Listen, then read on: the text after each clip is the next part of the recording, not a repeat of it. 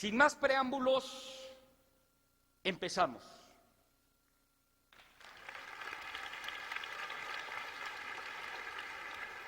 Reloj, 9 minutos. El primer contrincante, el rabino Shmuley Boteach. Welcome.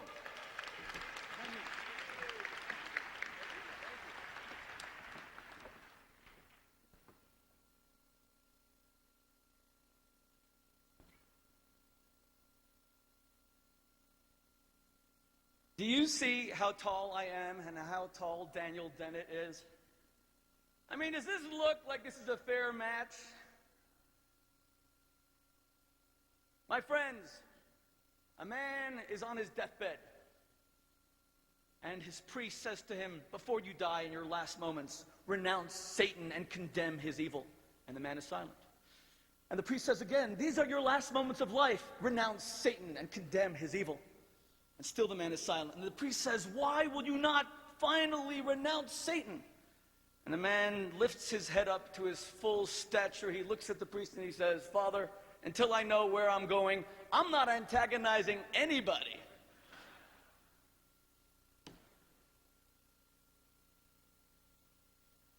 What's it been like for all of you who raised your hands to say that you're on the side of religion? To hear speaker after speaker, scientist after scientist, tell you that you are nothing but a superstitious, backward, knuckle-dragging Neanderthal. Don't you know that science has replaced religion? In fact, in the one slide I'm going to use, miracles of modern technology. Okay, now you see the evolution of man? That guy over there at the very end, that's the evolutionary scientist. If you count a few back, you get the man who believes that the Apollo landing was in a television studio. Just behind him is the man who believes that the earth is flat. And all the way on the bottom, the guy like this, he believes that Elvis is still alive. And just behind him is the guy who believes in God. We're too mature to play games. Religion involves not much more faith than science. First of all, if we want to believe in God because we're afraid of death, would we really have invented a God who judges us after death? Is that comforting? On the contrary, if you were someone who ran a crematory at Auschwitz, what would you prefer to believe? That there's a God who's going to catch up to you and enact justice? Or that you can escape in the silence of the grave? In fact, Aldous Huxley said that atheism itself has intellectual reasons for the dismissal of God. Aldous Huxley was from the most famous of all evolutionary families. He said, I had reasons for the world not to have meaning. The philosophy of meaningless was an instrument of my liberation from morality because it interfered with my sexual freedom. Which is very nice. First of all, that there's a scientist who can be very forthright and candid. And secondly, it's nice to know there's still a guy in England having sex. Now, my friends, let's first begin with the faith inherent in science.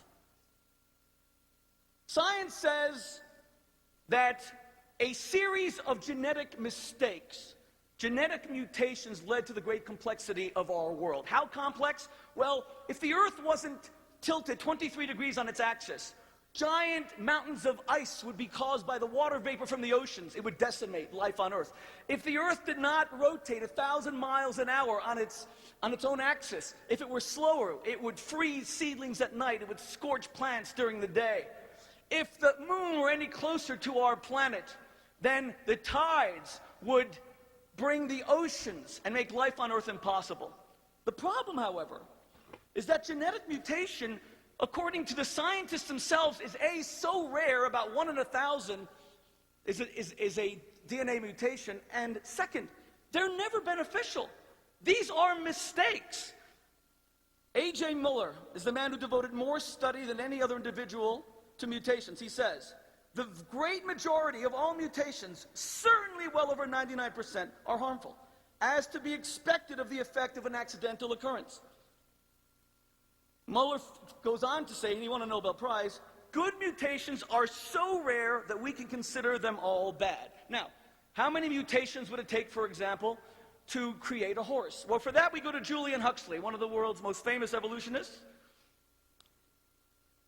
He says, a proportion of favorable mutations of 1 in 1,000 does not sound like much, but it's probably an understatement. With this proportion, get ready for this, we should have to breed 1,000,000 strains, 1,000 squared, to get one containing 2 favorable mutations, and so on up to 1,000 to the millionth power, if you can even understand numbers these big, to get something containing 1,000,000.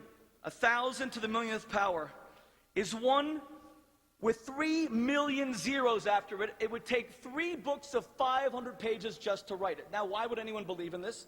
The answer is simple. Science says given enough time, anything can happen. But if you speak about an infinity of time, how different is that to an infinite God?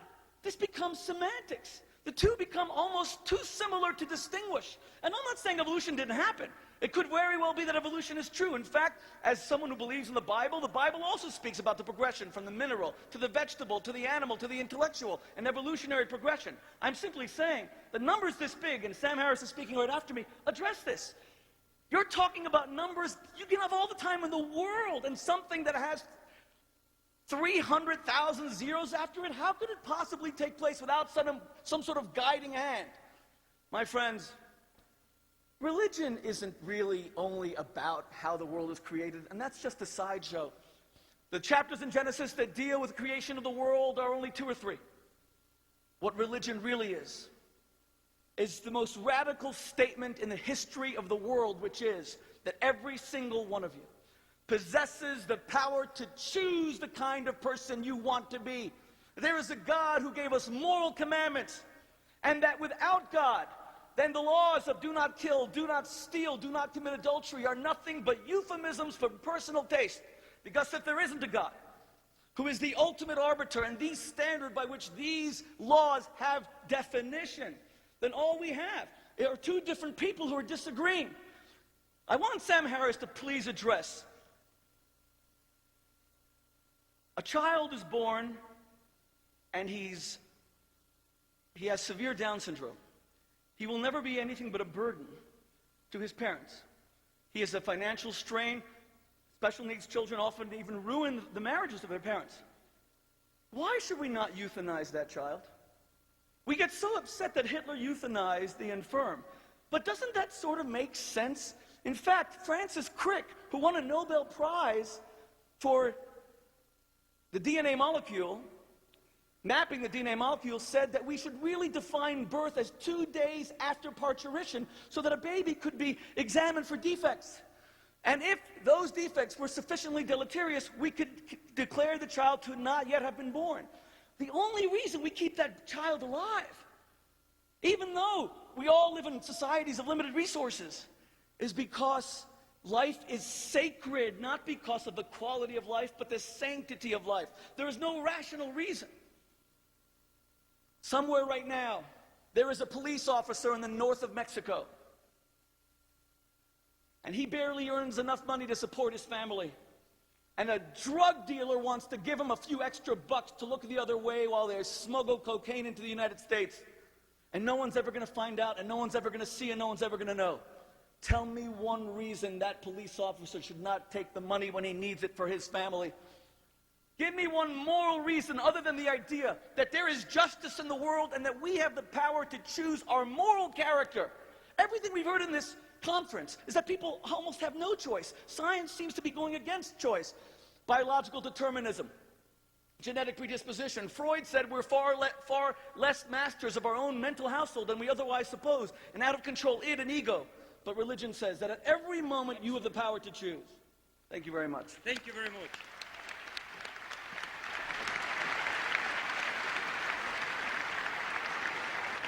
I will have to be very cautious with the timing to all of you.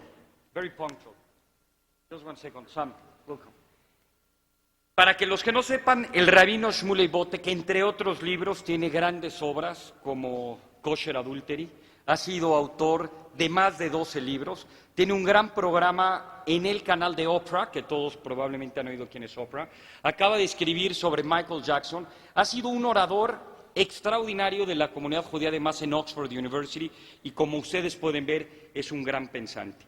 De la misma manera, ahora quiero presentarles a Sam Harris. Cuando ustedes lean el libro de Sam Harris, Una carta a una nación cristiana, es un libro así de pequeño, así de pesado. Es uno de los libros más fuertes, más lacerantes, más pensantes, que defienden y que atacan cada uno de los puntos de vista. Defiende a la ciencia, ataca a la religión. Con ustedes, este brillante y pensante ser humano, Sam Harris. Welcome.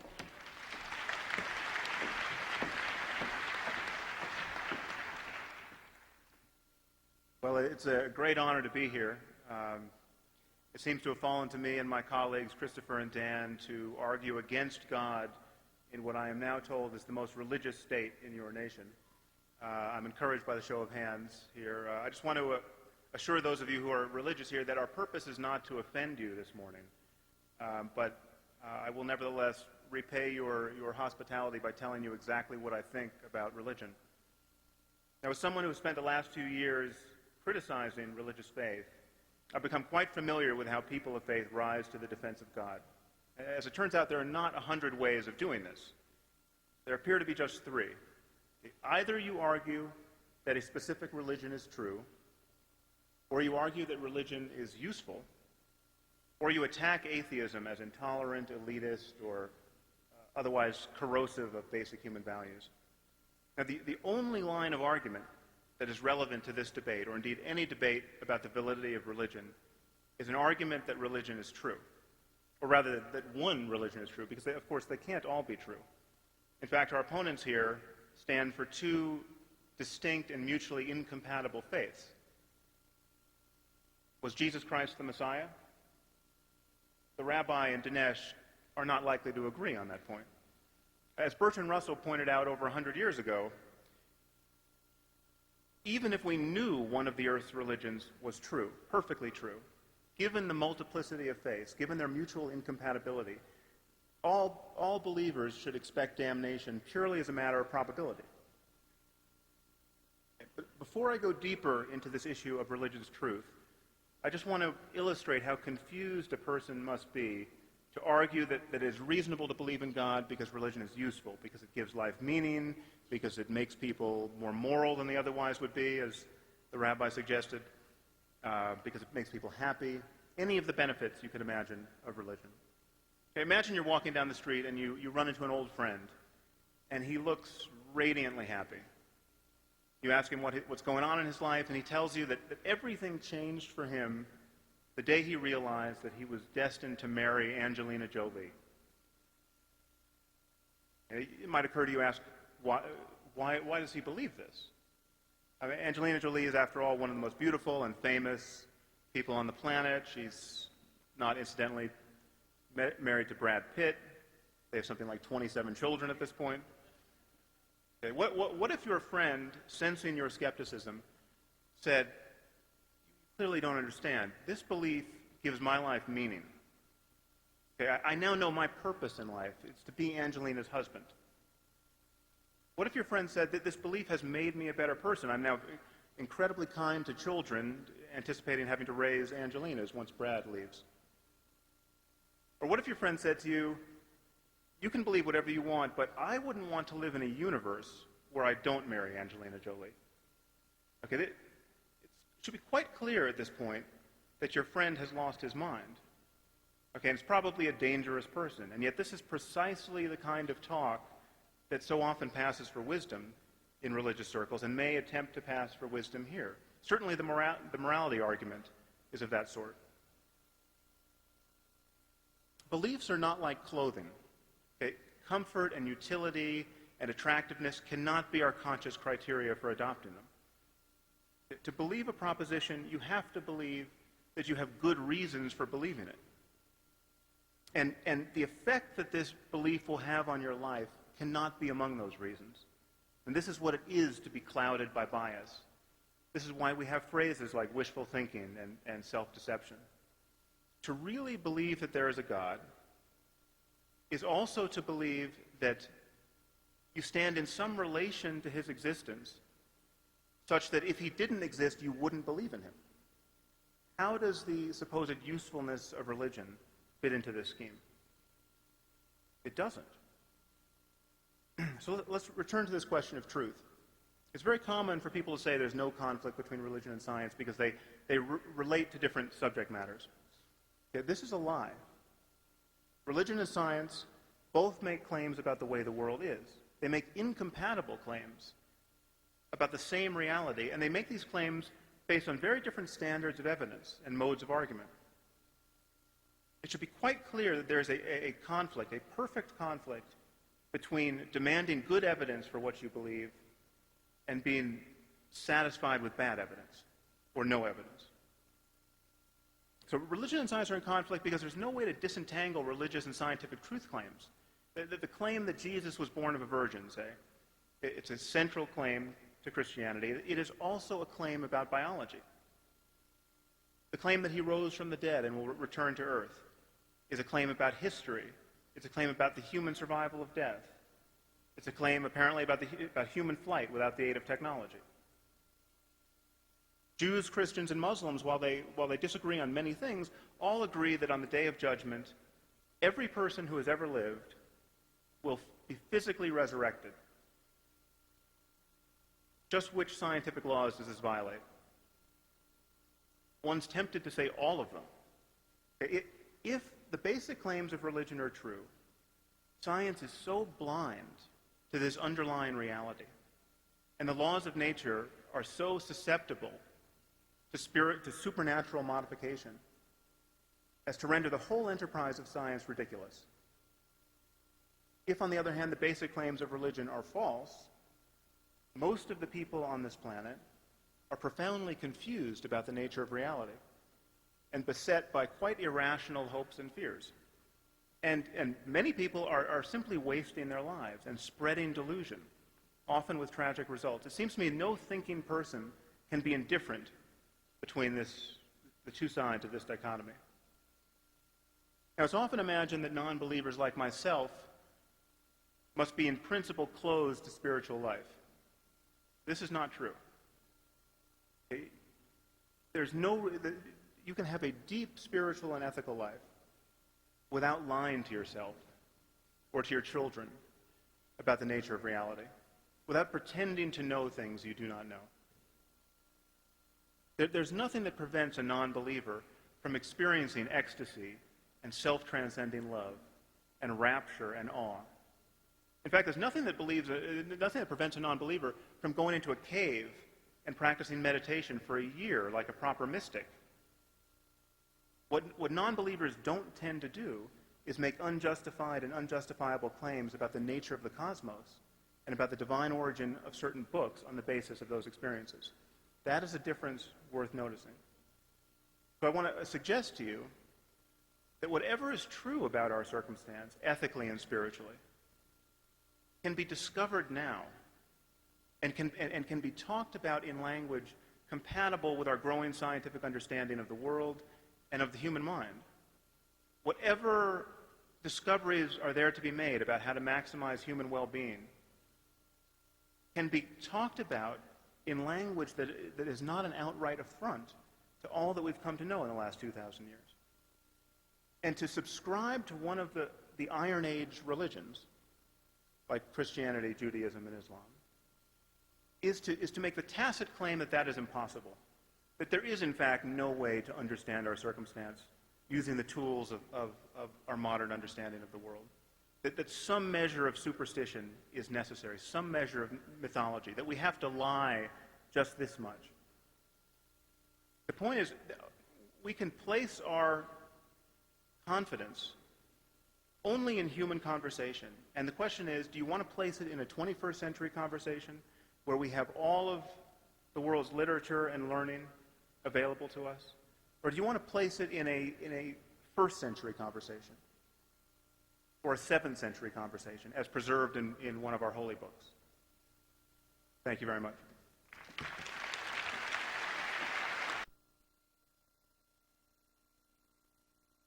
aquí los mexicanos, Dinesh D'Souza, quien nos podrá aportar, además, para quien quiera profundizar, tiene grandes libros sobre estos debates, se ha conocido mucho todas las religiones, es un culto en todos los temas. Dinesh D'Souza, welcome. 9 minutes.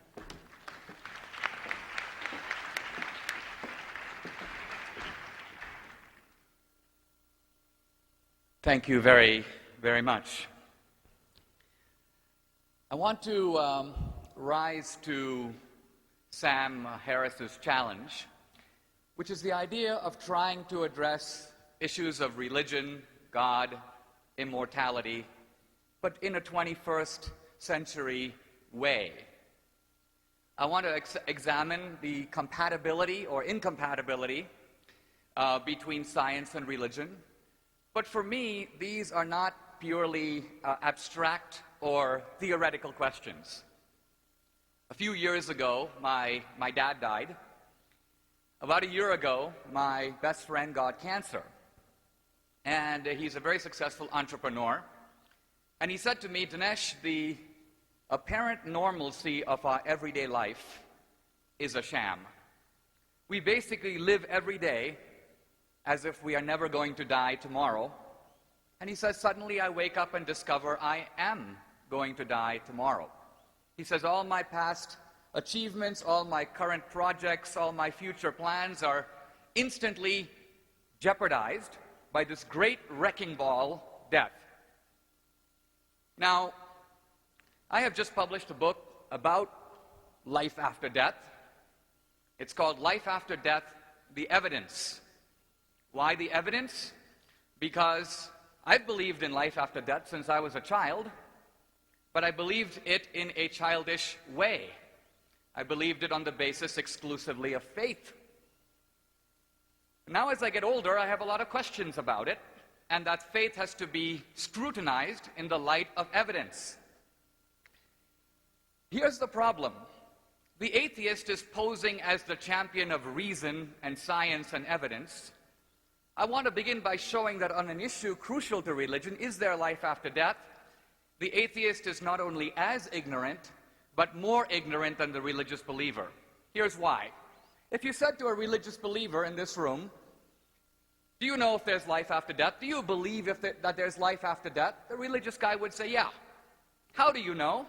Well, I know because it says so in the book of Daniel, or it says so in the book of Revelation. I know based on the Bible. In effect, God told me. Now, the atheist will be chuckling and laughing at this point and saying, that's preposterous. The religious believer doesn't know. No one has been to the other side of the curtain. No one has interviewed dead people. So the believer is claiming knowledge that the believer cannot possibly have. And this is, in a sense, true. But what if we were to turn the camera around and say to Christopher Hitchens, Sam Harris, or Daniel Dennett, do you believe there is life after death? They will say no. And you say, well, this is very interesting. You haven't been to the other side of the curtain either. You haven't interviewed any dead guys. What information do you have that the religious believer doesn't have? And the answer is none. And so the atheist and the believer are in exactly the same position. Both are making a truth claim, and both are totally ignorant. Both are stating a belief on a position on which neither one has any evidence at all. Now, I should say, a Christian. Sam Harris said earlier that there's a lot of incompatibility on our side of the aisle. This is not true. Christianity happens to be the only religion in the world that holds another religion, Judaism, to be absolutely and completely true. That's why in Christianity the New Testament is put on top of the Old Testament, and both are Holy Scripture. But I want to look at the issue of life after death in the time I have in a scientific way. And the argument I want to make is that this idea, preposterous though it seems, is in fact supported by the best empirical and scientific evidence we have now. I want to begin by talking for a moment about physics. Because as a Christian, if you were to ask me, do you believe there's life after death? I would say, on faith, I believe yes. And you say, well, where's it going to take place? And I say, well, it'll take place in heaven. You say, well, where's heaven? Is it up in the sky above the clouds? I'll say no, Christians, like Jews, believe that heaven is another realm. It's a place that's eternal. God is eternal. What does eternal mean? Outside of space and time. And then you say, well, don't you believe that when you live on after death, your soul will be united to a body?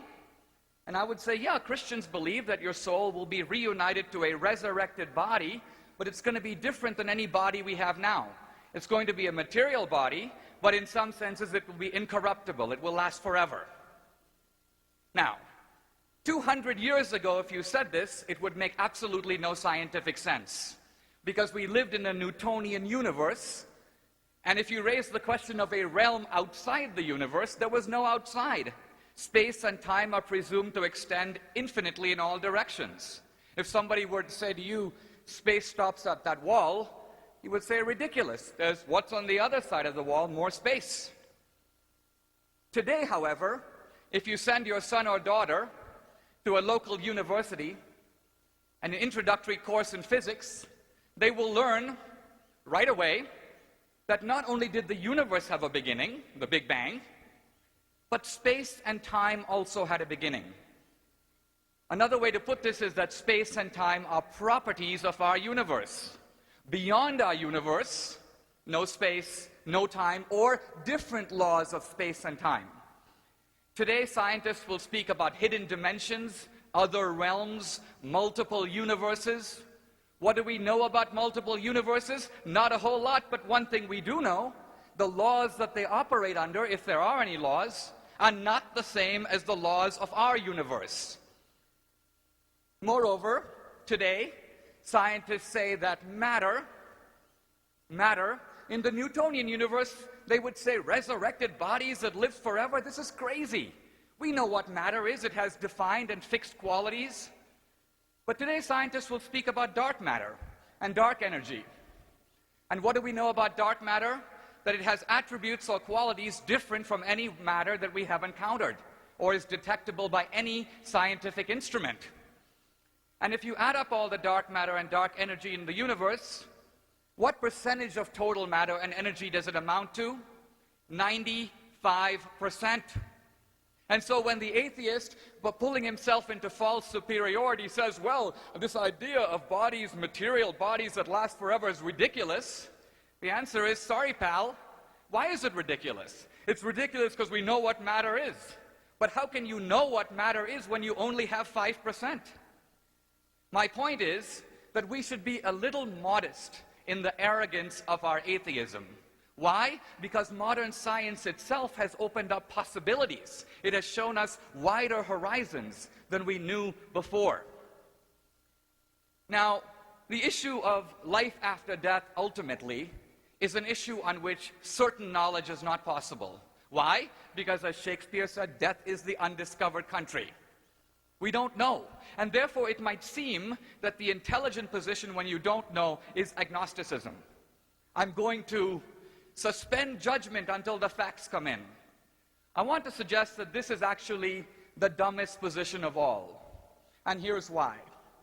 Imagine if you are dating a woman and trying to consider the question of, should you ask her to marry you? Now, the fact is, you can use all the reasonable knowledge at your disposal, but if you say, what is life with this woman going to be like for the next 50 years, you can never know. So you say, okay, since I cannot know, I'll be an agnostic. I'll wait for the data to come in. But the data will never be in. If you keep waiting, she will marry someone else or you will both be dead. So the point is that agnosticism is, from a practical point of view, a foolish position. We are all in the position of jurors. We're facing a question, and as Kierkegaard said, life has to be lived forward. We have to make a decision. We have to act. If we believe in life after death, it's a decision that is not only supported by truth, but good for us. Thank you very much. ¡Wow! ¡Qué mañana! Señoras y señores, también un líder intelectual sin duda alguna, quien quiera meterse a fondo estos temas y ser un rebelde y un contrarian, como se diría en el sentido estricto de la palabra, uno tiene que conocer a fondo a Chris Hitchens. Welcome, Chris.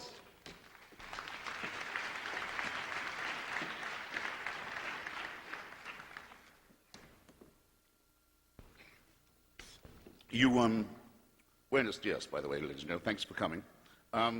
You might not think it to look at me, but my background is a British family of the Royal Navy. And the examination for captaincy in the Navy used to be a very demanding one. You can read it in the novels of Forrester, and maybe some of you have read Jack Aubrey, getting the nautical commission. Came a day when a young man was sitting for his exam, and he was asked what he would do if a great wind got up and was blowing him towards the rocks. And he said he would tack to starboard and pile on extra sail. They said the admirals, what if the wind continues to blow you towards the rocks? And they're on the port side. He said, I continue to tack to starboard and I'd add another mainsail, or stud sail. And they asked him the question again, and he gave the same answer. And finally, one of the admirals said, where are you getting all this sail from? And the young captain-to-be said, the same place you're getting all that wind from. The relevance of my story, which you must already be asking yourself about, is this. What matters is not what you think, but how you think. And all the discoveries have been made, and all the enlightenment that's come to us is from the scientific and the philosophical method, not that of a priori assumptions of faith or the belief that wisdom comes from revelation. So now we know what the church used to tell us wasn't possible, which is that we are a primate species produced by evolution on an earth where 99.9% of all species hitherto, I won't say created, that have hitherto appeared, have already become extinct. And now a good number of religious people will now accept that, but it took them a while. And you can see the process by which they try and explain things away and then try and take credit for them. At first it was argued that God had put the fossil bones in the rock so people's faith could be tested. Nice try. Didn't last long. Then the various attempts, which still go on, to try and ban the good news of evolution. And then now many Christians, and some Christian authorities, and some Jewish ones too, say, no, of course it did all happen, and it's amazing to look at the evidence and the extraordinary scope and variety and even beauty of it. In fact, come to think of it, it proves that God must have been even cleverer than we thought. Now, you'll notice that there's something completely useless about this argument. It doesn't teach you anything, and it cannot be falsified. And an argument that supposedly explains everything invariably explains nothing at all. The physicist who discovered the Big Bang, I'm moving from evolution now, was actually a Catholic priest in holy orders and a professor at the University of Louvain. And after his quarrel with Einstein about general relativity and his hypothesis of the Big Bang, he went to the Pope and he said, look, this is how I think everything began. In fact, I think it's a sure thing. And it's very important. And the Pope said, well, if you're right, I can have it taught as dogma in the schools, if you like, so everybody has to believe it. Now, you see again the difference of method and approach. That wouldn't have been a gain for the theory of relativity or for the study of physics, to have it preached as revealed truth. We still don't know a great deal about what happened in the first instance of our cosmos. We still don't know quite how the quantum works. We know it does, we don't quite know why. And therefore, I'm going to argue in the time I have that the late, great Stephen Jay Gould, a non-believer, was wrong when he said that religion and science can be made compatible. I'm very glad that there's a counter up there. I wish you could keep your eye on it as well. Every single second, a star, like our own, the equivalent of our own, blows up and goes out. That happens every second, okay? If I keep to time, see if you can imagine this. Our brains aren't really constructed to imagine it very well. If I keep to my time, 540 great stars and suns will have vanished from the cosmos. It's a sobering thought. We're fortunate in being around to observe the continuing effects of the Big Bang and the mass destruction that it's unleashed. Future generations, if there are enough of them, won't be able to observe it so well. Why is that? Because as the Hubble telescope has shown us, the man for whom the telescope was named, Edwin Hubble, was slightly wrong. He knew the Big Bang was still going on. He knew the universe was still expanding. But he thought the universe rate of expansion would start to slow. What's been discovered by studying the red light shift is to the contrary. It's blowing apart much faster than we thought, and with huge, massive swathes of actual current and potential and future destruction. Soon, two galaxies, you can already see it in the night sky. You can see the future in the sky already, not as a vision, not as a revelation, not as an omen or a portent. You can see the Andromeda galaxy coming towards you. The collision between our galaxy and Andromeda is a certainty. It's inscribed in all the laws of physics. We know it's coming. It'll destroy some stars, but it'll probably succeed in making an amalgamation. May even become the only remaining galaxy. See if you think that religion is any help to you in considering that very real and important fact. A little while before this momentous event, I'm sorry to have to report, our own star will be disqualified from taking part in the grand merger because it, along with the 540 suns that will be lost to us in the course of my remarks, will blow up and swell up and burn out, and joining its 540 predecessors. And in more proximate news, what I might call more local, more suburban news, the luminosity of our sun is increasing at a very alarming rate, and in an easily foreseeable future, the temperature of our little planet will become that of Venus. In other words, it will be completely uninhabitable. And that will be a small, but obviously to us very interesting development, and it will complete a grand slam. So far, all the other planets in our tiny suburb of a solar system are not conditioned to support life. They're either much too cold or much too hot, as large areas of our Earth are already much too hot and much too cold. Soon we'll join the too hot club, and that'll be a complete shutdown. And some people tell you that our universe and our cosmos was fine-tuned for existence, just so we could be here. Now, on truth claims, nothing I've said could be overthrown by any evidence. All we'll find out is more about it. We don't say on non-truth claims or faith claims that we know when we don't. I'm sorry, Dinesh, atheists do not say we know there is no God. We say, to the contrary, no argument and no evidence has ever been adduced that we consider to be persuasive. There's no reason to believe in evidence or argument, ontology or science. The same with the afterlife. Of course we don't say that we know there isn't one. We say that we don't know anyone who can bring any reason to think that there is. This is a very important distinction, and it's very regrettable that you miss it. And I'm sorry to say, Dinesh, that the immediate loser in an argument about things of which we can and can't be certain, where the only thing that is certain in these laws is the principle of uncertainty, the immediate loser, the man who has to leave the island, sorry, Dinesh, again, right away almost, is the one who says, I already know all I need to know. I already have all the information I need. Indeed, I've been given it by a supernatural body. I don't know about you, ladies and gentlemen, but when I hear people on the bus saying that they're talking to God, well, what do? Do you move closer to that person, or am I right in thinking you edge slightly away? I think that's a very good thing. I won't be able to complete everything I wanted to say. I've saved a bit for the next 4 minutes. The argument that some finally adduce against the laws of physics and the heat death of our universe is, well, don't spread the news because it would lead people to despair. I don't want anyone to despair. We have a number of consolations. We have our own solidarity, we have love, we have literature, we have our duties to each other. What leads to despair is to live the only life one has, being told what to do by despots and crackpots and pseudoscientists who claim the right to order us around in the name of God. Humanity has to outgrow and transcend that oldest of all the tyrannies. Thank you very much.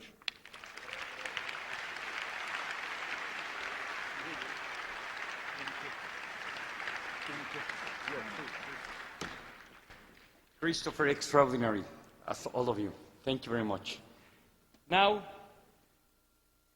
ustedes lo conocen, el autor de Evolution of God. Él está en contra de todos. Escuchémoslo.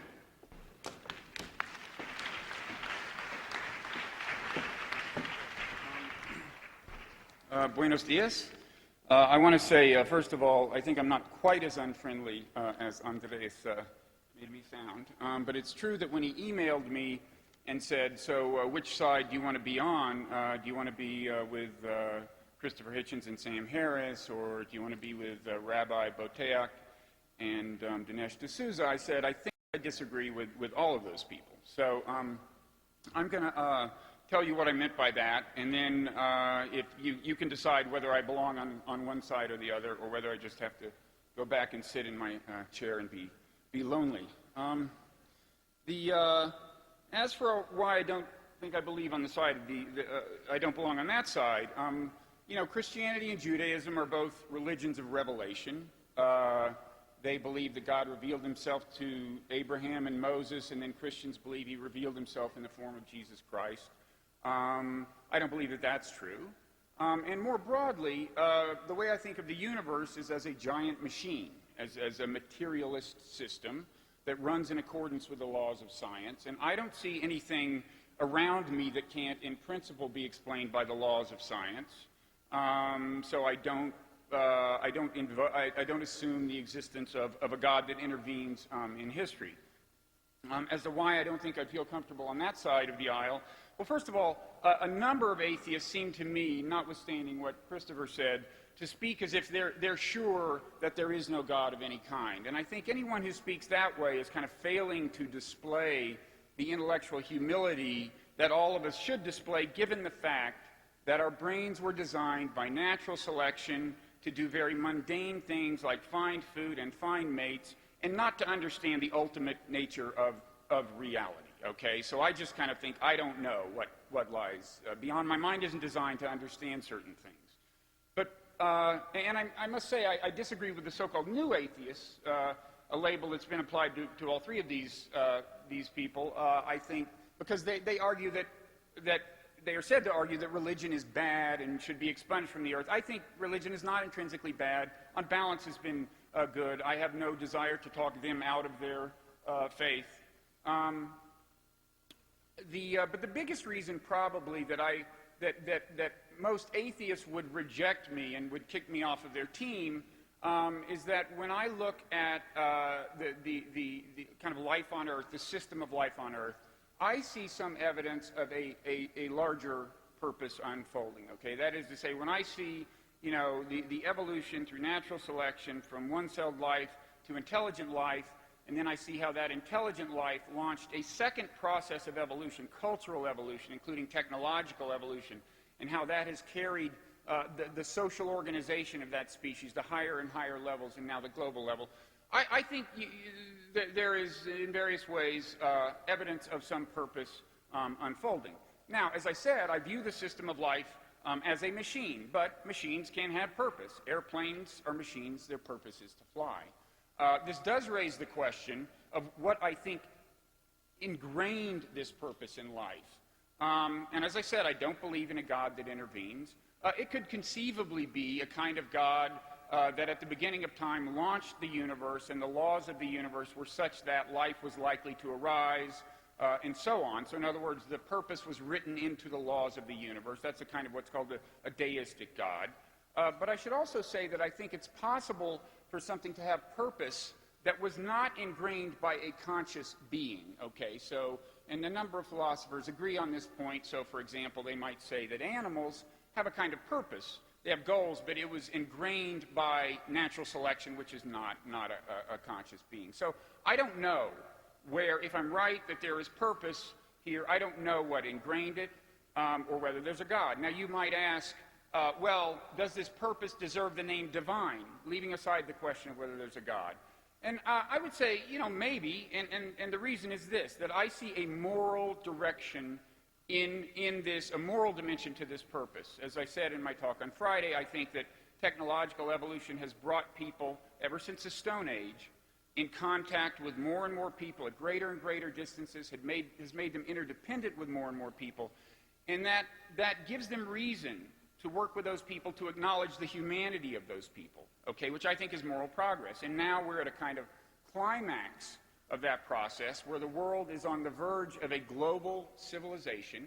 But I think we will only succeed in trying to build an orderly global civilization if people everywhere get better at acknowledging the humanity of people who live far away, and at putting themselves in the shoes of people who are in very different circumstances, even in the shoes of their rivals and their enemies. In other words, I think we have to exercise our moral imaginations, people everywhere, if we're going to keep things on a peaceful and orderly path, okay?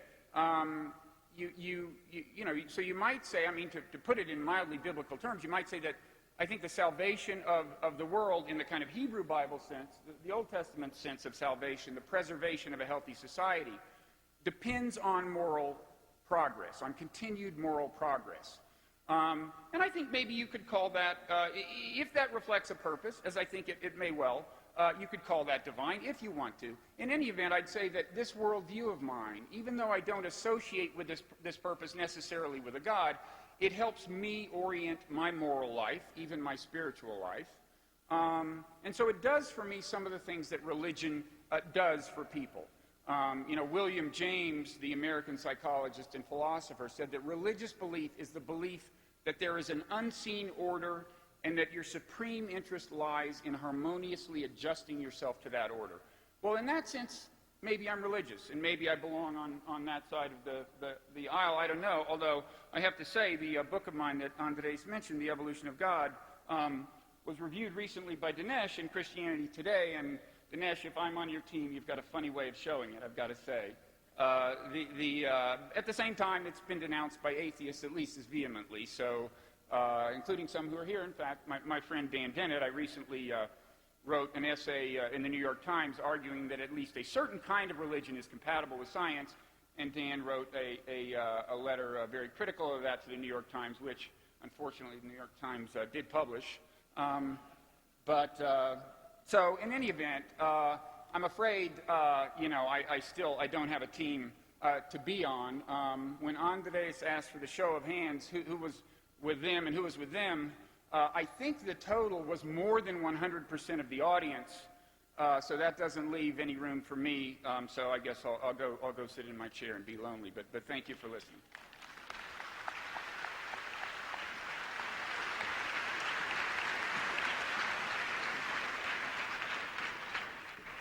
Ahora, 6 minutos, por favor, si cambian el reloj a 6 minutos, porque fue el acuerdo. Y vamos con Nassim Taleb. Bienvenido, 6 minutos.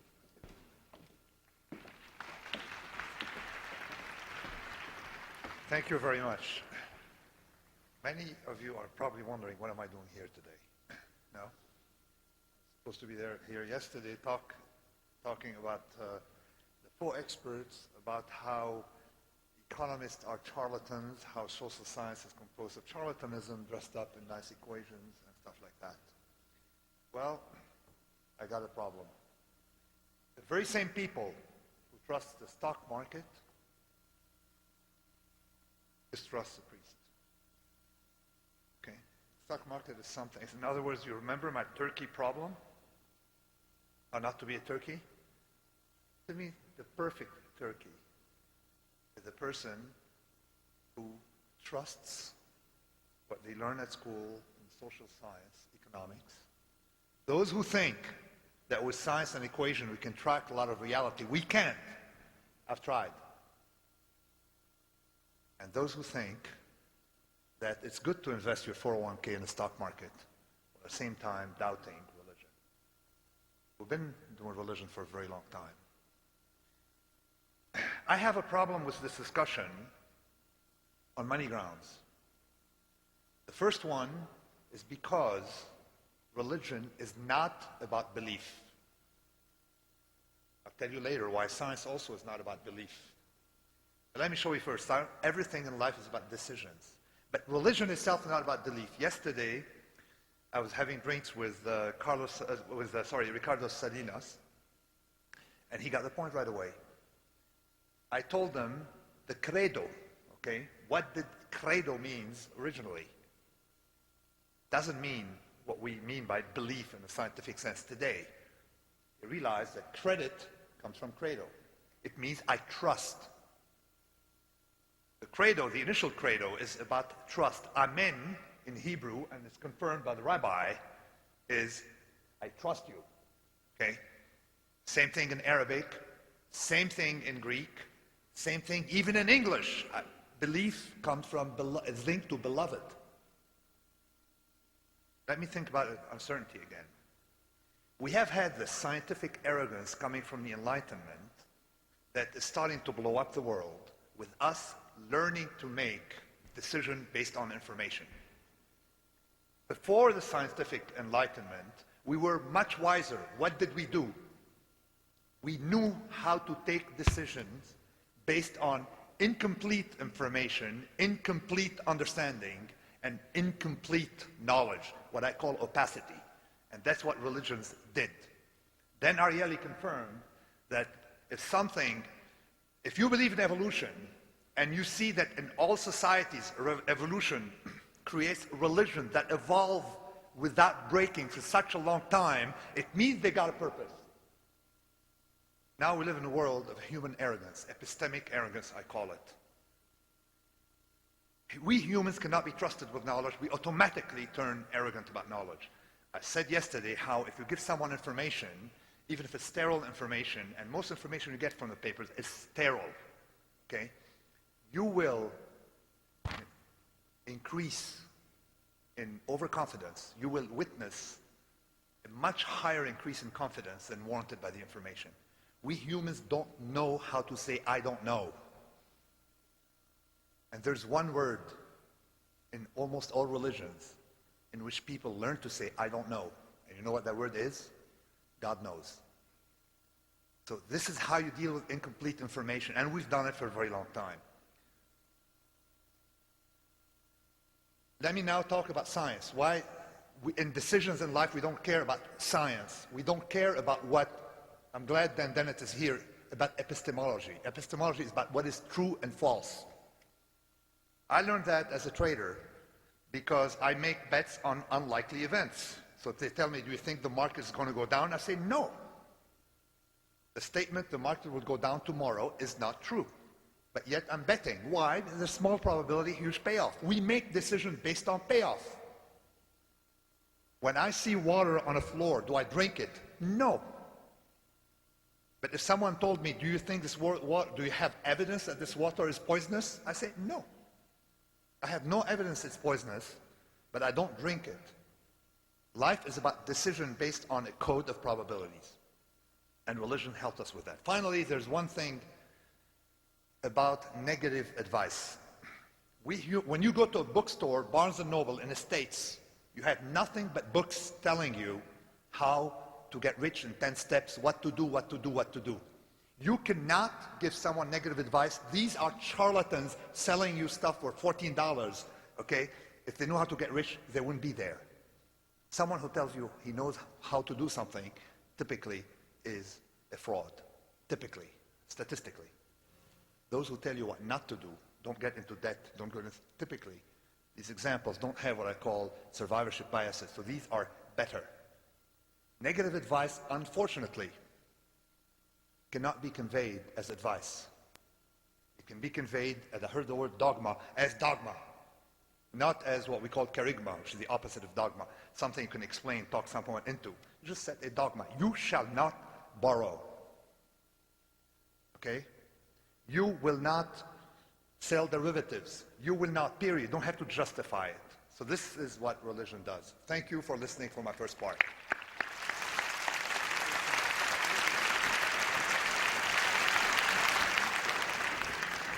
Daniel Dennett, please.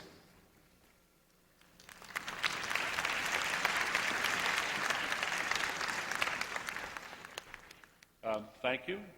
Buenos dias. Is there such a thing as a non-believing or atheist clergyman or pastor or priest? And the answer is yes. And in fact, there are lots of them. And I have just completed, with an assistant, a wonderful researcher, interviewing at great length and completely confidentially 6 non-believing preachers. These are 5 men and a woman. They represent 6 different Christian denominations. No Catholics, not yet. But we know there are priests out there who are in the same really terrible predicament of these 6 people. These are people who went to seminary after school with wonderful hearts, going to give their life to God, going to do wonderful good things, and they got in seminary, and they read about how the Bible was created by fallible people and what a political process it was. And they learned things they never learned in Sunday school. And some of them just walked away. Some of them walked away angry. They were the lucky ones. The ones who stayed made accommodations, and they had plenty of help learning from their professors how to make these accommodations. And they got ordained, and they got their church, and they got their pulpit, and they've learned how to talk to the congregation, which is not the way they talk to their professors. They have been initiated into a sort of conspiracy of silence. And for some of them, it eats into their souls terribly. Some of them figure out how to accept this, how to live with this. But they're all of them deeply troubled, and they can't get out. Carol Tavris yesterday talked about how hard it is for people to admit they're wrong. Well, when you've devoted 5 or 10 years to a church, preaching from the pulpit and say, I'm sorry, I don't believe anymore, it's extraordinarily difficult. It can ruin your life. When I considered the plight of these people, I got a new insight into what theology has been. I think for several thousand years, as the Stone Age religions have become domesticated, there have always been smart people, really smart people, reflective people, and they knew what they were supposed to say and what they were supposed to believe, and they just couldn't quite get their heads around this. So they very dutifully tried to figure out some way that they could accommodate their own intellectual integrity, their own intellectual honesty, with what they were told by their society they were obliged to profess. And being very clever people, they invented a lot of very clever theology. This was something they could say to themselves and almost believe it. And they could say it to the congregation, and it went down like sugar with the congregation. But times change, and science develops, and we learn more and more about the natural world. And so theology keeps having to reinvent itself to accommodate the new knowledge we have. And so we've seen the God of the Old Testament has gradually been revised and revised and revised and revised till we get to a position, as Robert Wright was just saying, what kind of a God does he believe in, if any? Well, not really any. Is he an atheist? No. The fact is that we now have such a plethora, such a bounty of different God concepts, all of them pretty much inconsistent with each other. And who knows which one you believe in? Those of you who raised your hands and said you're for religion, I wonder how many of you are like the pastors that we've just interviewed. You think religion is a wonderful thing, and you think you know what you're supposed to believe, but you've probably not given it all that much thought yet. Which God, which of the 5,000 different gods do you believe in? I dare say you don't know. But you think it's very important to say that you believe in God. Because, as we've heard, if you don't believe in God, and if the people in the world don't believe in God, then there won't be any right or wrong. And it will be just a chaos here on earth. Nonsense. That is the biggest lie that is spread by religions of all. That you can't be good without God. Of course you can be good without God. The meaning that we, using the minds that we have, that have evolved naturally over millions of years, and now we've added, as Robert Wright said, we've added cultural evolution, we've added science. If we together put our heads together, the morality that we come up with will be the morality that we should obey because we have chosen it. We have figured out this is the best morality to have. So we don't need religion for morality or for meaning of life.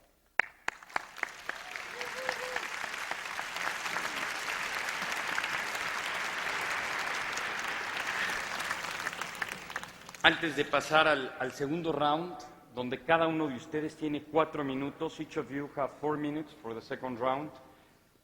Y quieranlo, piénsenlo, ¿habrá un propósito en la vida? ¿Realmente hay evidencia de lo que hay después de la vida o no? Esto es un gran tema, les pido un fuerte aplauso para todos y pasamos al segundo round. Rabbi, welcome, 4 minutes. Reloj, 4 minutos. Okay, let's make this more of a debate so we begin responding to each other. Sam Harris and Daniel Dennett Sam said that religion is a vestige of the past and let's finally dismiss this superstition. And then Daniel Dennett said we could have morality without religion. All I ask is intellectual honesty from the atheist side. Sam, if religion is superstitious and you believe it should be discarded, then you have to discard the whole thing. Why did you retain religious morality? I think you should give us a morality based on the facts of evolution. At least, to be honest, Nietzsche and Hitler were honest in that regard. Hitler was an evolutionist. This is what Sir Arthur Keith, the greatest evolutionist in Britain, said about Hitler. He said, to see evolutionary measures being applied vigorously to a great nation, we see Hitler devoutly convinced that evolution produced the only basis for national policy. This is why he pursued with organized slaughter so that his race could survive. I'm not saying evolution must lead to this. I'm simply saying that the idea of no, I'm not. It's not me. Excuse me. This is Sir Arthur Keith, who was the greatest evolutionist in Britain, a very moral man. He made the analogy. I'm simply reading it. And I said there's no connection, but he made the connection. All I'm saying is don't give us religious morality. Now, Christopher Hitchens, you said, let's not be gloomy. Let's love each other. Love each other? Evolution can't account for love. Love is an illusion created to ensure the propagation of the species. Love is something that you think you feel, but you really just want to ensure that your gene pool has the widest possible distribution. This is classical evolutionary doctrine. In fact, Robert Wright is one of the most honest men on this podium, because he wrote in The Moral Animal that indeed adultery is very natural. It's not natural to be monogamous. That should also follow. Where did we get this adultery thing from? We see that people don't really marry for a long time these days. As religion begins to recede, marriage does as well. All I'm saying is let's have ethics that are based not on religion. You can't say, I'm going to dismiss religion, but I want to retain its ethical code. You have to give us ethics that actually stem from the truths that you believe. So, for example, there are honest scientists out there. I said that Watson and Crick, two of the greatest scientists of the 20th century. Watson said that we should examine children after they're born to see if they should be kept alive. That makes perfect sense. It's for the good of the species, not humanity. You don't want to have disease carriers continuing. Evolution means that if you get rid of the weaker elements, then evolutionary progression is that much better. Watson himself said, 1994, you may remember this, that Africa has no hope because blacks are not as smart as whites. He had to resign his position after saying that. But again, this is classical evolutionary doctrine. Darwin said it. Thomas Huxley famously said that blacks are the missing link between whites and primates.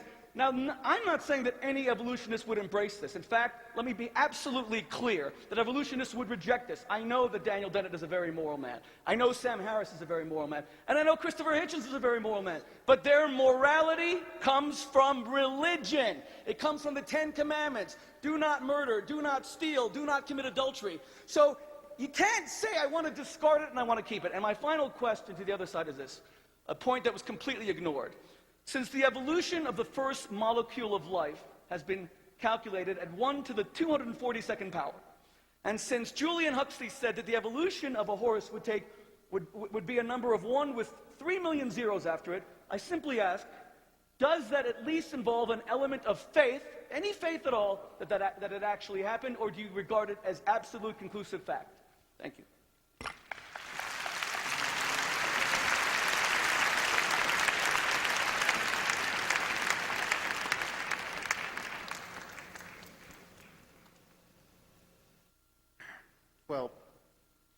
As we've begun to see, one of the problems with arguing in defense of God is that the evidence in your favor is either terrible or non-existent. And what we've heard from the other side and from the middle is that science is so complicated and counterintuitive and obviously incomplete that this leaves room for the God of Abraham. Okay, that's basically the argument. That scientists don't understand everything. We don't understand how the first complex molecules self-assembled. Indeed, we don't. Scientists are the first to admit when they don't know. So the arrogance is very much on the side of those who would put their Iron Age faith in the place of genuine scientific ignorance. Now, the other side has been playing hide the ball with the articles of faith.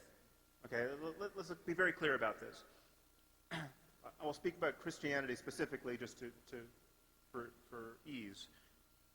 Christianity is based on the notion that the gospel account of the miracles of Jesus is true. Okay, this is what you have to reject Christianity. You don't have to prove the universe to be absent of God. You don't have to, in the same way that you don't have to go find that Poseidon or Zeus or any of the thousands of other dead gods are absent from the universe. With Christianity, it is a textual claim about the veracity of the Bible. Consider what this amounts to. Bible scholars agree that the first Gospels were written decades after the life of Jesus. Decades.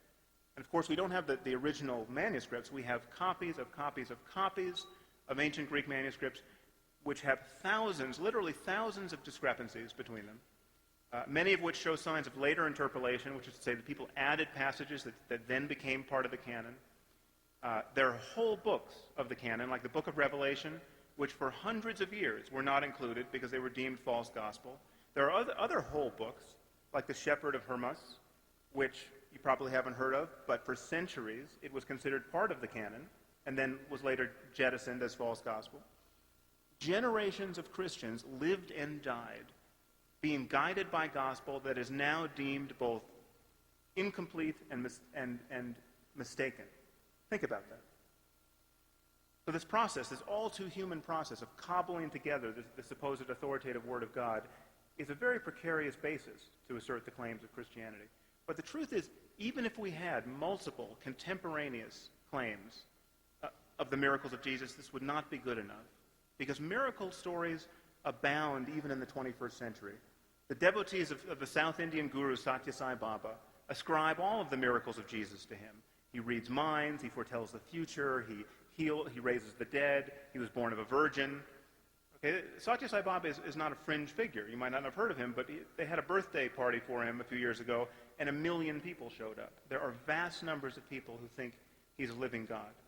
Okay, so Christianity is predicated on the claim that miracle stories, exactly of the kind that today surround a person like Satya Sai Baba, become especially credible when you place them in the pre-scientific religious context of the first century Roman Empire, decades after their supposed occurrence, as attested to by copies of copies of copies of ancient Greek and largely discrepant manuscripts. We have Satya Sai Baba's miracle stories attested to by thousands upon thousands of living eyewitnesses, and they don't even merit an hour on cable television. And yet you put a few miracle stories in an ancient book, and half the people on earth think it a legitimate project to organize their lives around them. Does anyone else see a problem with that?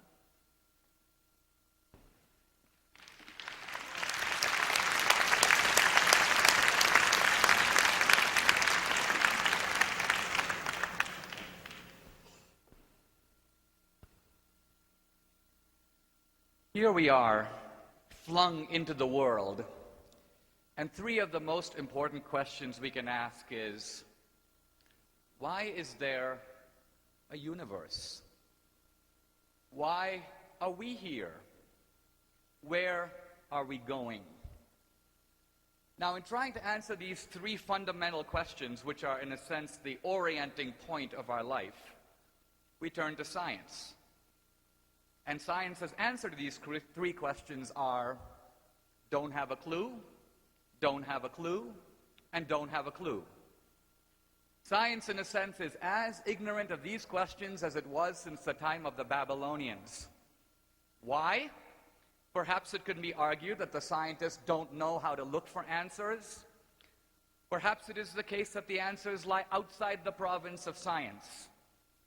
But if we are looking to science to answer these questions, we are proving ourselves by experience to be idiots. Science hasn't given us anything, and it shows no prospect of giving us anything in the future. So now we can resort to promissory science, what I call the atheism of the gaps. We got no answers, but we're very humble people. We are ignorant, but at least we know we are ignorant. Therefore, trust us. I think religion has something a little better to say to the world than that. The argument against religion is that it keeps updating itself. It keeps adding stuff.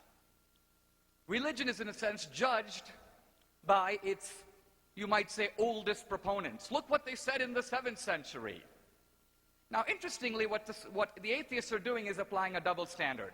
Science is judged by its latest, smartest, most advanced representatives. Religion is judged by its oldest, least knowledgeable adherents. In other words, we don't judge science by the arguments of Democritus or Thales.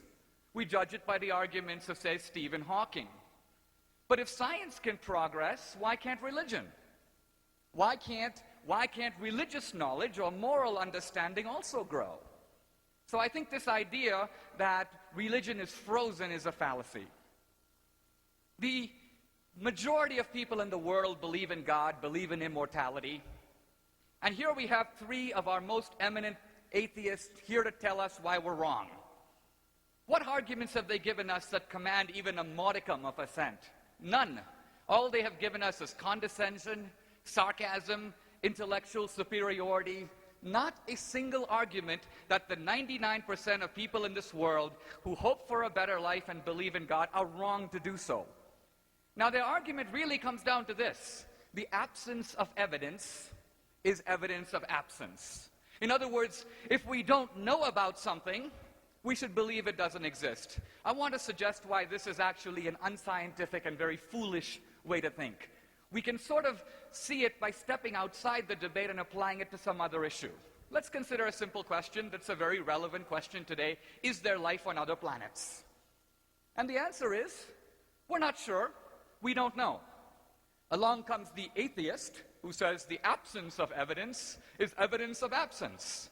We have not found life on other planets, so there's no evidence. Therefore, there is no life on other planets.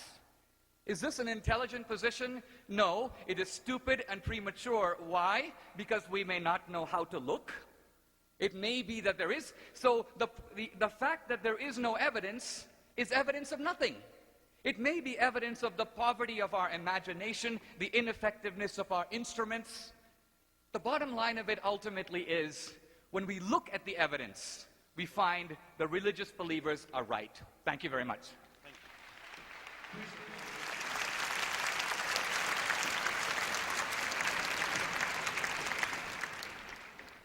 Honestly, Dinesh, what complete piffle you're allowing yourself today. Scientists will tell you in advance of what it would take to disprove their belief. A great biologist at JBS Haldane, his name, was once asked, okay, what would it take for you to stop believing in evolution by natural selection and random mutation? So rabbits' bones in the Precambrian layer would be pretty decisive. We'd have to give up on that if that was so. Einstein said, if my theory works, there will be an eclipse off the west coast of Africa at exactly this time, not exactly an eclipse, a solar event describable in advance off the coast of Africa at this time and place, and it did happen. The theory was not considered scientific until then. Have you heard, ladies and gentlemen, brothers and sisters, anything like that from the other side? They say, this is what it would take to make me stop believing in something which I believe to be true without any evidence at all. No. Nor did they have the courage to use the following words: revelation, salvation, the conquest of death. To be religious is to be a theist. To believe in God is to be a deist. Deists don't believe that God intervenes. Theists do. Did you hear any claims of divine intervention from the other side? Did they have the moral courage to say that you can live eternally, perhaps if you only join one church, but a special one, but you can live eternally if you have enough faith? No. Do they believe it themselves? I certainly hope not. Do they allow in any of their presentations, any of their amazing presentations, that they are making extraordinary claims? They're making supernatural and superhuman and divine claims. They're claiming to know God, what God wants of you, what he wants you to eat, who he wants you to sleep with, in what position, on what days of the week you should eat this or that, what animals you should avoid devouring. They claim to know something that we claim is not knowable. Now, which of those claims is the more plausible? And they don't concede that extraordinary claims involve extraordinary evidence, which is why evidence is such a casual thing with them. However, we do have extraordinary evidence that I laid out earlier of how our cosmos originated and how our DNA has been found to be sequenced. And some of these things are lovely to contemplate, and some of them are rather sobering. But none of them require a God. Now, you reflect again on what I said about the death of a sun every second, about the impending collision of the galaxies, about the rapid expansion rate of the Big Bang, and you ask yourself, I can't tell you this isn't happening without a purpose. I certainly don't have enough knowledge to say that, but I can say with reasonable certainty, I don't think all this was undertaken, this vast creative destruction, so that one primate species on one small planet could hear the Pope telling them that AIDS may be bad, but that condoms are worse. I ask you, ladies and gentlemen, what could be more self-flattering, pathetic, and yes, superstitious than that? I'm going to close with a wager. If those of you on the other side of this argument, who've already voted, think that religion makes people behave better, you'll have to answer this question. And I'll be here afterwards. I've asked it many times in public to many religious authorities. You have to name a moral action taken or a moral thought or statement made by a believer that I could not make because I'm an unbeliever. You have to show there's some relationship between morality and faith. You won't be able to do it. Whereas I can tell you, in reply to Rabbi Shmuley's disgusting innuendo, Adolf Hitler's first treaty was with the Pope, and they both stuck to it. Adolf Hitler's birthday was celebrated in every pulpit in Germany every year. Adolf Hitler told the cardinals of Germany he was only doing to them what the church had, to the Jews, what the church had done to the Jews for many centuries, and he was more or less right. And it's disgusting to be told he had Darwinian authority for that. I rest my case. Thank you.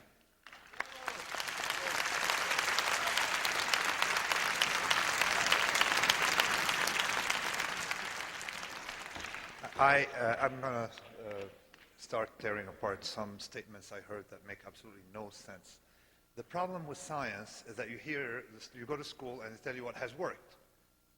We don't have the real history of science. Let me give you the history of science, and let's talk about what they call scientists are good at dealing with evidence.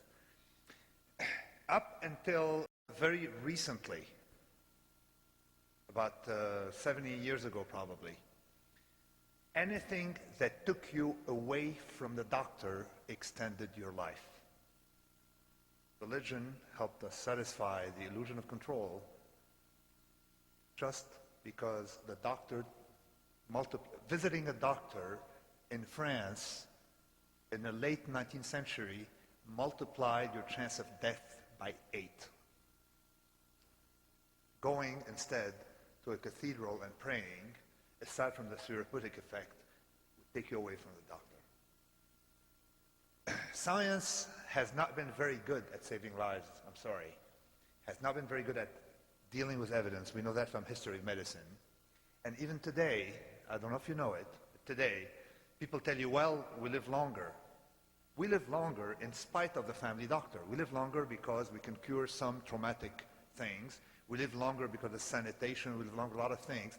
But we know from data that when hospitals have strikes and we suspend elective surgery, we don't live longer.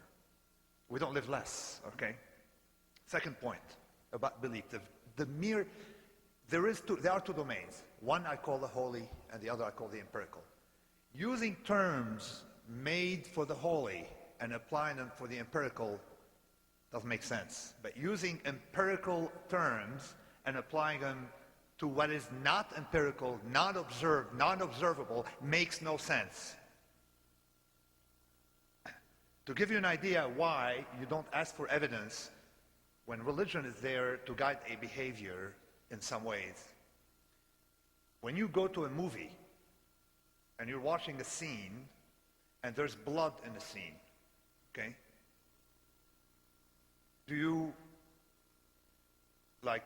suspend your belief for a minute and say, this is not tomato juice? You don't make that effort. You just go for the ride. Anybody trying to analyze art in terms of science is a fool or an autistic person, okay? But you don't analyze science in terms of art. They are effectively two domains of behavior. The problem that we have today is that the domain managed by science is vastly smaller. I'm a statistician, so look at numbers. What we can manage by science, things that we do for which we have scientific evidence outside of papers, are very small. And when I talk about science, I don't talk about Einstein relativity, because that's what gets the press. I talk about every day, how many papers do you have? You have millions of scientific papers, okay? Millions of things with false beliefs held in them. Science is a fight, not against a scientist, to convince a scientist, but it only improves when scientists die. Giving a bad name to religion because they can't prove or disprove their statements, okay, is using terms that are completely bogus when you have complete incompleteness of information. Finally, I repeat my point I made earlier about the mind abhors a vacuum. I'm citing Jan Elster. If you remove religion from our mind, what are you going to put in place? Tell me.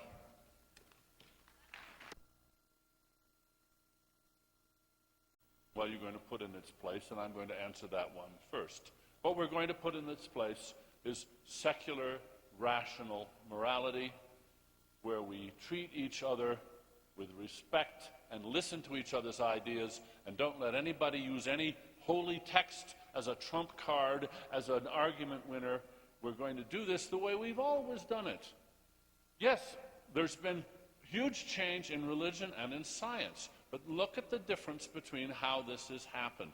In the case of science, we've used the scientific method to refute theories that were good tries but were mistaken. And the very fact that you're comfortable sitting in this building and you're not afraid the roof is going to fall on you means that you know how secure scientific knowledge is on literally thousands of topics. Maybe not on economics, that's Nassim's specialty. But setting that aside, how has religion proceeded? First of all, I point out to you, there's not a person in this room who would live by Old Testament morality, who would live by the Ten Commandments as they appear in the Old Testament. None of you. None of you. And why? Because over 2,000 years, people have decided that that's not really those aren't really the right moral answers. So what's happened is that we, working together, have adjusted our thinking. And we've decided that slavery is wrong. We've made lots of adjustments to our morality, and we're going to make more, no doubt, in the future. And because we are going to be the ones that make these adjustments, we will be responsible for them, and they will have much more hold on us than if somebody says, well, we got that from one of the holy texts. Well, so what? So what? If it's what we all agree on, that's what matters more. Where are we going? Why is there anything rather than nothing? How did we get here? Science can answer some of those questions, and to the extent that science can, religion has now fallen in place pretty well behind. Although there are still bizarre outbreaks of just plain ignorance, for instance, about evolution. Shmuley, you really should read some of the fine books out there. Your ignorance about evolutionary biology is simply breathtaking, and you have no business saying the things you say without knowing more about the relevant science. In particular, the idea that evolutionary biology renders morality somehow crude and there's no such thing as love or there's no such thing as justice. That is just a calumny. That is just a bizarre caricature of the truth. The way theology has evolved over the years is not by changing in response to evidence so much as in thinking, well, now, what can we possibly say that will continue to bring the flocks into the congregation? How can we couch these our response to, for instance, new advances in science, so that people won't simply walk away from religion? So theology is it's a bizarre sort of religion design where the user is the congregation, and we tweak the design of the religion to fit the user.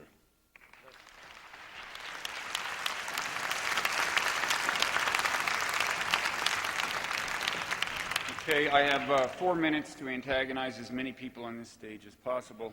I'll start with Dinesh, who says that science offers no answers about the meaning of life questions. It's true that I don't see any definitive answers coming out of it. I think it does offer us clues. What I'm trying to do is make the most of those clues and begin constructing an answer. And I think you'd agree, Dinesh, that if indeed humans are created by God for a purpose, and the purpose would be in some sense reflected in our nature, surely the rational part of human nature has got to figure centrally in that purpose. And so you would think that God wants us to use our brains to figure the situation out rationally. Rabbi Boteach, I also would like to question your evolutionary biology. You said that evolution cannot account for love. That's certainly not true. I'm not sure you meant that. I think in a way you mean that the evolutionary explanations for love would seem to invalidate love, because evolution depicts love as something that the genes fill us with for their own purposes in a certain sense. I don't see why that has to invalidate love. In fact, that is one of the reasons that I think maybe nature has some purpose. The fact that love, I think, was a very likely outcome of evolution, because the logic behind it, kin selection, is so powerful. And so I think that what the genes are doing is giving us a feeling that because it fills us with compassion for people and a truer understanding of that person, brings us closer to moral truth. And I think it's certainly possible that the genes could fill us with feelings that correspond to something that is in some sense moral truth in some kind of transcendent sense. Dan, I think in asserting that the morality thing is no problem, you're really being a little facile. I certainly know a lot of atheists who are wonderful people, but I'm not sure all of them have really thought the matter through. And I think certainly a philosopher who asserts casually that evolution, Darwinism, creates no problems for morality is being a little too simple. Darwinism tells us that our moral intuitions are just these byproducts of natural selection. I think that should make us skeptical of them. And once you become skeptical of all your moral intuitions, it's not so clear where you start in building a morality. I've tried to do it myself. I think I've succeeded for my purposes. I've tried to build a morality in a secular context. I don't think it's easy, and I don't think it's the consensus of philosophy that it's validly doable. Now, the Christopher and Sam, I would say, are the best exemplars of what bothers me about the new atheism, which is that I think it's kind of like a kind of a fundamentalism. You know, religion doesn't bother me. It's just fundamentalist religion. It's just the religious people who feel compelled to annihilate alternative belief systems. Okay, whether that in various forms. And I think the new atheist, because an atheist I have no problem with, but part of the definition of a new atheist is because they believe religion is bad. They want to make it their life's work to get rid of it. It's not the way I want to do things. I think it's actively counterproductive. I mean, Sam, I hope I'm not caricaturing your view when I say that you think that the way to handle the terrorism problem, because you think it originates with religion, which I don't think. I think it has deeper causes and facts on the ground, but maybe this is a caricature. You think that the way to win the war on terror is to go over to fundamentalist Muslims and say, you don't understand, your God doesn't exist. And I think if you think that's going to make things better rather than worse, you're crazy. I was raised religiously, around religious people.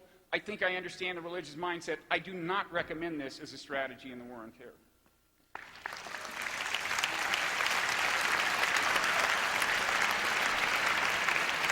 Vamos a la segunda parte del debate.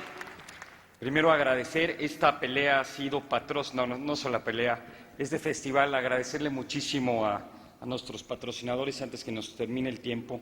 Muchísima gratitud a Aeroméxico, muchísima gratitud a Silly, muchísima gratitud a Domecq. Perdón, pero realmente gracias a todas estas empresas esto existe. Por ello un aplauso en el intermedio porque no quiero perder la oportunidad de agradecer a quien honor merece. Ahora vamos a la segunda parte del debate y le voy a pedir a cada una de las personas que están aquí, no todos tienen que, whoever wants to participate is welcome, it's not obligatory, no es obligatorio, no se pueden pasar de 2 minutos en la pantalla, 2 minutos vamos a poner, ¿sí? Si van a hacer una pregunta, if you make a question, no los van a responder, they won't respond now, pero lo pueden poner ante el público. ¿Quiénes de ustedes quieren participar? Por favor, vengan aquí a hacer una hilera para ahorrarnos tiempo. Bueno, todos los que quieran también venir de... No. Por favor, ya hemos pasado a varias gente del público. Máximo 2 minutos. Yo voy a ser muy breve. Y esta es mi posición. Si ustedes creen, es mi creencia también. Yo considero que tanto la ciencia como la religión no es más que una construcción de nuestro cerebro. Y la pregunta que yo siempre me he hecho, si Dios nos creó y si Dios nos puede dar una explicación sobre todas las cosas, ¿por qué Dios se tardó tanto para darnos la 9ª Sinfonía de Beethoven? ¿Por qué Dios se tardó tanto para darnos una explicación acerca del origen de la vida? Si ustedes quieren, el debate puede ser interminable. Estamos en una democracia, yo soy muy tolerante, soy muy respetuoso de las creencias de todo el mundo, pero mi posición es, sí, que yo no necesito tantos dioses, yo necesito entenderme a mí mismo a través del conocimiento. La ciencia me ha dado un método para tratar de contestar algunas preguntas. No todas, obviamente, se pueden contestar, toma tiempo, acumulando conocimiento. Mis momentos de solaz, de reflexión, puedo poner la 9ª Sinfonía, tengo literatura, tengo cultura, entonces yo no necesito tantos dioses para vivir. Muchas gracias.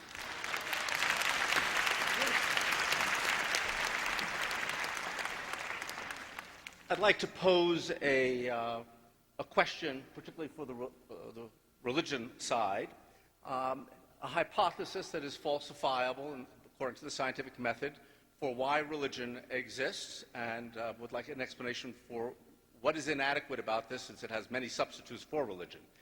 And that is that we know that if we raise the cost to people for engaging in behavior that people in authority don't want them to engage in, if we raise the cost sufficiently, then we will stifle the behavior. That's why we have law.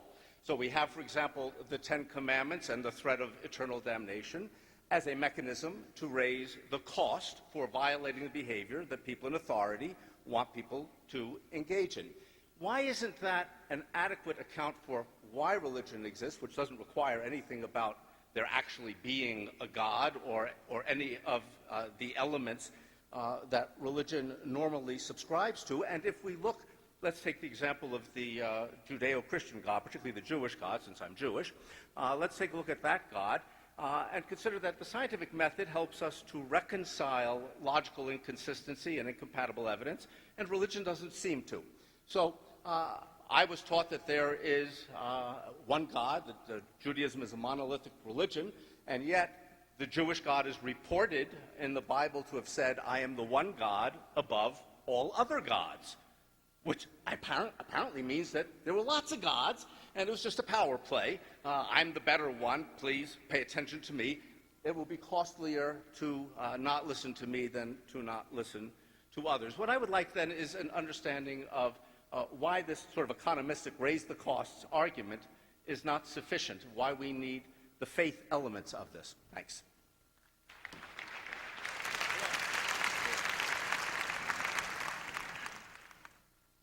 A mí me gustaría añadir que, por un lado, me siento realmente privilegiado de participar en una reflexión en voz alta como esta.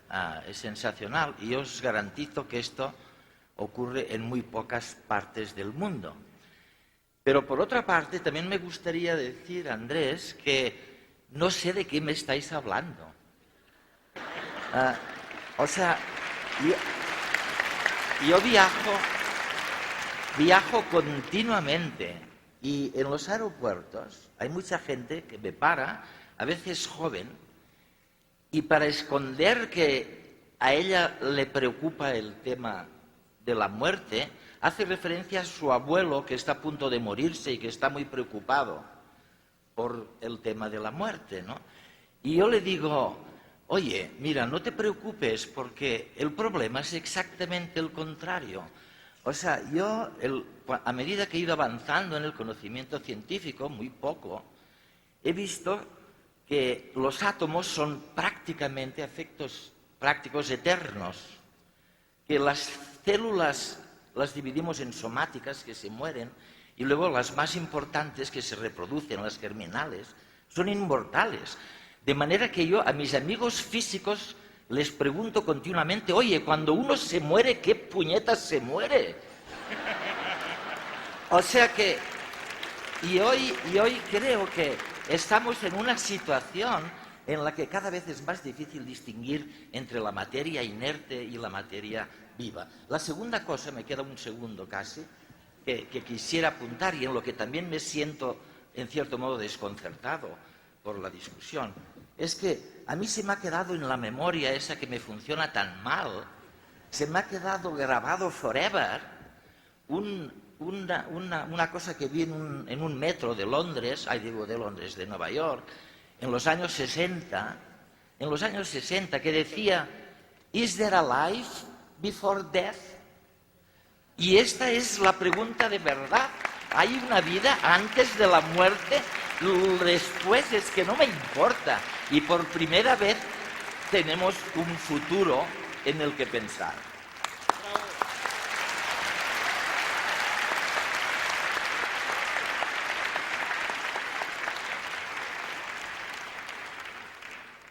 Typical philosophical intervention here. Let's define some terms. The problem I've got so far is that what is religion? It seems to me it's a moving target.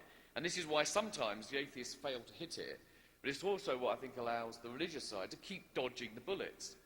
Okay, religion, I think, very simple terms, has about at least 3 different features. It is partly about belief. It is partly about practice, a way of life.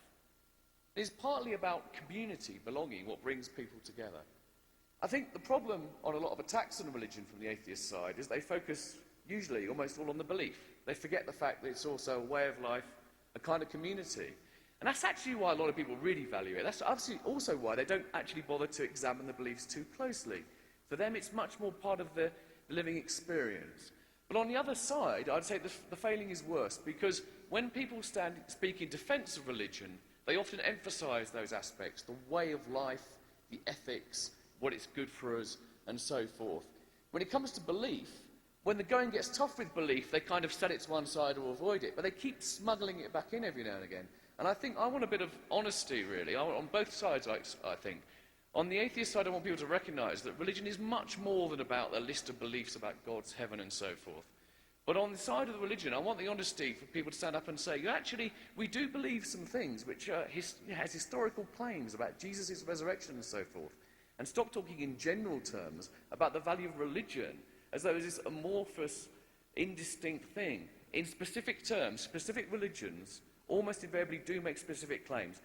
I would like to see what some religious people do, which is that they actually have the honesty to give up a lot of those beliefs which things like science and so forth have made less credible.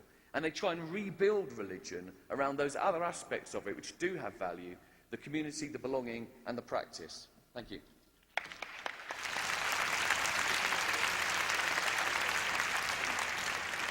Buenas tardes a todos ustedes. Quiero agradecer a Andrés que en esta extraordinaria organización de un evento tan complejo, y quiero pedirles un aplauso para Andrés.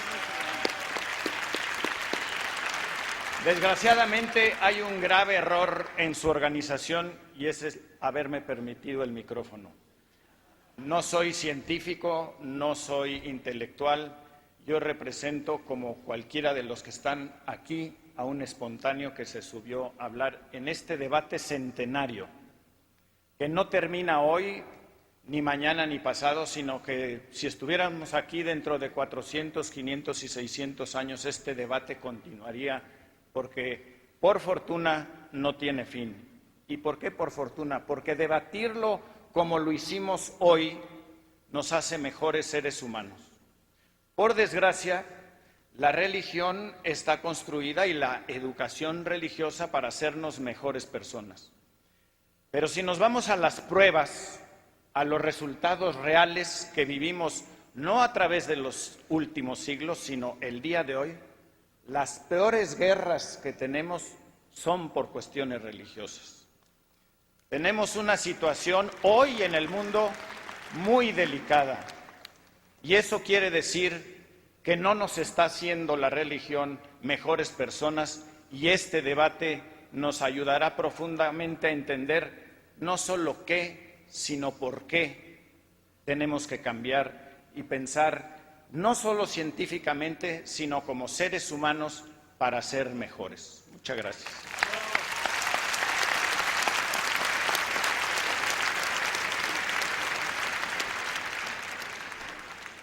Gracias. El debate efectivamente es centenario. En el siglo XVII, Blaise Pascal, una de las mentes científicas y filosóficas más brillantes que ha tenido la humanidad, trató estos mismos temas que hemos estado discutiendo aquí hoy. Empezó con un argumento ontológico y otro metafísico para tratar de demostrar la existencia de Dios. No pudo. Después se fue con un argumento más bien utilitario, hizo una apuesta. Es mejor que exista Dios porque si Dios no existe, yo lo he perdido todo, y en cambio si Dios existe y yo creo en Dios, por lo menos me he ganado el paraíso. Tuvo la honestidad intelectual Pascal para entender que eso tampoco probaba la existencia de Dios. Entonces tuvo que llegar al final de su disquisición a decir, creo en Dios porque creo en Dios. Creo en Dios porque tengo una fe que está dentro de mí, hay una gracia que está dentro de mí y esa es la razón por la que creo en Dios. Todos somos diferentes, yo no tengo esa gracia, yo no creo que exista un ser supremo que maneje la vida de todos nosotros, pero cuando le doy las buenas noches a mi madre, que es muy católica, no me importa que ella sea católica y que yo no tenga esa conciencia. Cuando tomo de la mano a Jocelyn, mi pareja, no me importa que ella sea católica y que yo no lo sea. Finalmente, nunca vamos a resolver el asunto porque el tema de Dios no puede ser resuelto. El tema de la existencia de Dios no lo podemos resolver los seres humanos, que somos por naturaleza definidos, somos por naturaleza imperfectos y no podemos conocer a un ser que es absolutamente perfecto. Pero ¿qué importa? ¿Qué importa mientras sigamos pudiendo tomar de la mano a los seres que queremos? Muchas gracias.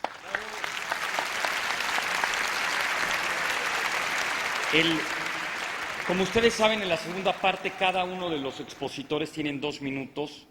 El rabino tiene ahorita que tomar un avión, le vamos a pedir que termine con sus 2 minutos. Desafortunadamente, los demás expositores ya no lo van a poder contestar.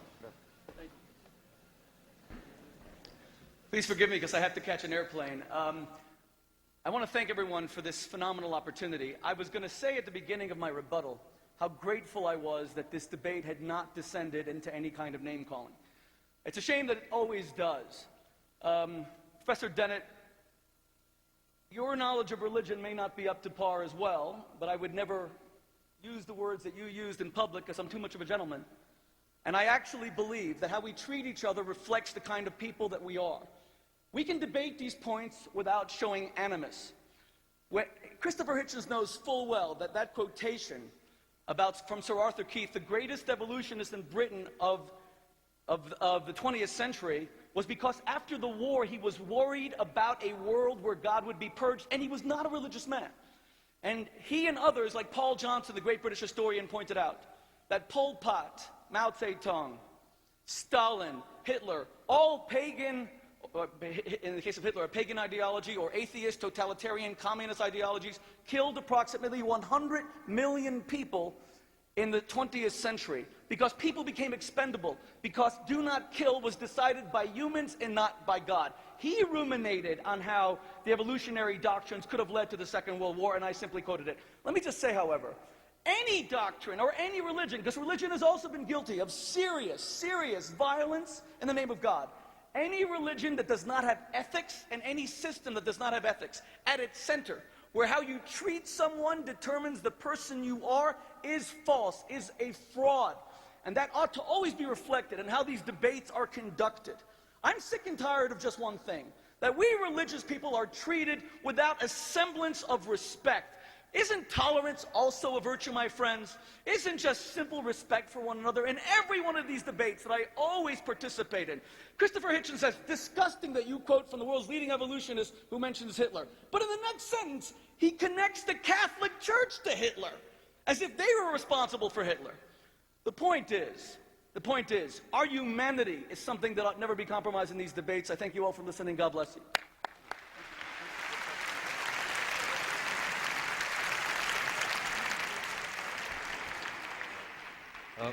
I'd like to make a rather dry point after that. There's been a lot of the discussion is centered around the question of whether an absence of evidence is evidence of absence. It's slightly the wrong way of constructing the problem. It's almost true, though. So the way to see why it's almost true is that we should, the degree of confidence we have in a proposition should modulate with the amount of evidence we have for it. If we had no evidence whatsoever for anything, we should have 0 degree of belief in any proposition. Very simply, there would be an infinity of possibilities. Each would be equally likely given the evidence we have. Therefore, the rational degree of belief would be 1 divided by infinity, which is approximately 0. Now, in the case of religion, we have, if there's an absence of evidence, which was what was apparently being conceded, then the appropriate degree of belief in the propositions is approximately 0. That's why it's almost true that an absence of evidence is evidence of absence. Thank you.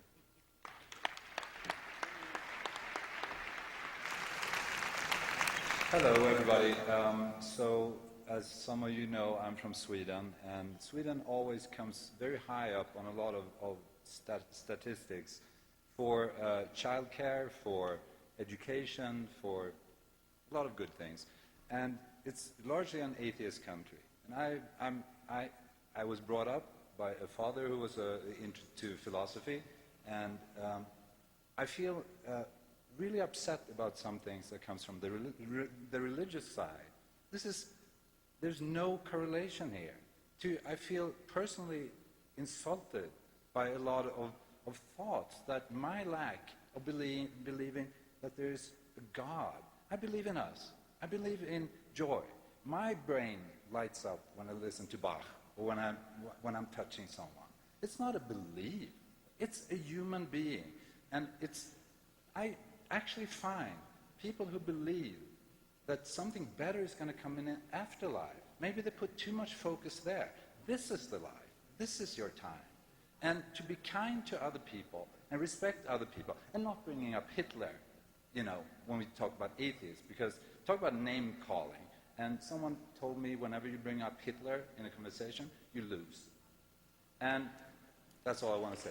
Thank you.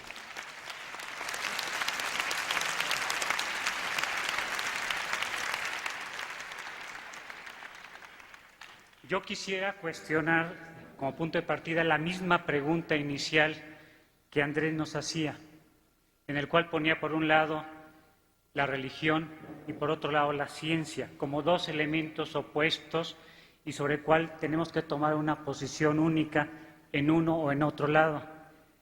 Cuando hizo la pregunta, yo levanté las manos en las 2. Me hago la pregunta de una posible pregunta diferente, y es si pueden encontrarse, por una parte, la ciencia y por otra la parte, la fe en un ser trascendente. Y quiero subrayar que no estoy hablando de religión o de religiones. Cuando entro a mi vida, he encontrado buenos motivos para creer, pero también he encontrado buenos motivos para no creer. Algo que quisiera decir ahorita es que yo aprecio al científico serio y humilde que está abierto a la trascendencia como una posibilidad, pero también al creyente que después de una búsqueda consciente, personal y comprometida, sigue con la humildad de ese espíritu crítico, sin miedo a hacerse nuevas preguntas y a cuestionarse nuevos planteamientos. Y por último, diría que yo aprecio y respeto ese diálogo que puede haber entre unos y otros en un verdadero espíritu de diálogo.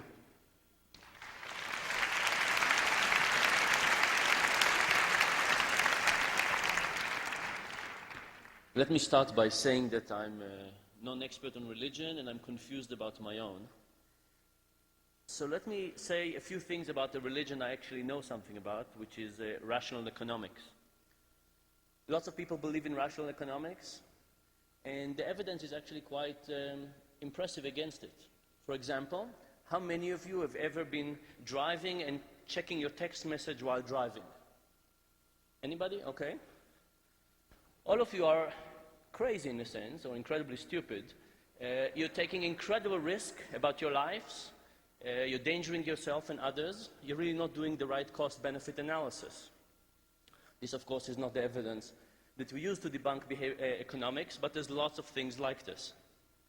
Now, I think in some sense, regular religion is a little bit like standard economics. You know, I think from my perspective, we've debunked the scripture as written. At the same time, no scientist would ever tell you, let's throw away economics completely. Well, aside from Nassim. Nobody else will tell you that we should throw away economics. Instead, we should say, let's modify it. Let's think about what's the new economics. How do we actually create a new science that takes into account not just our beliefs about human nature, but also the empirical evidence. And the question that I have is whether religion can be like this. And I'm actually a little bit optimistic because recently in the last few years, the Dalai Lama has met with lots of scientists and actually starting to do experiments. And I think there is hope to think about how would religion get modified to think about science. How do we take both of those inputs into account and come up with something that we're probably not all happy with, but a bit more happy with. Thank you.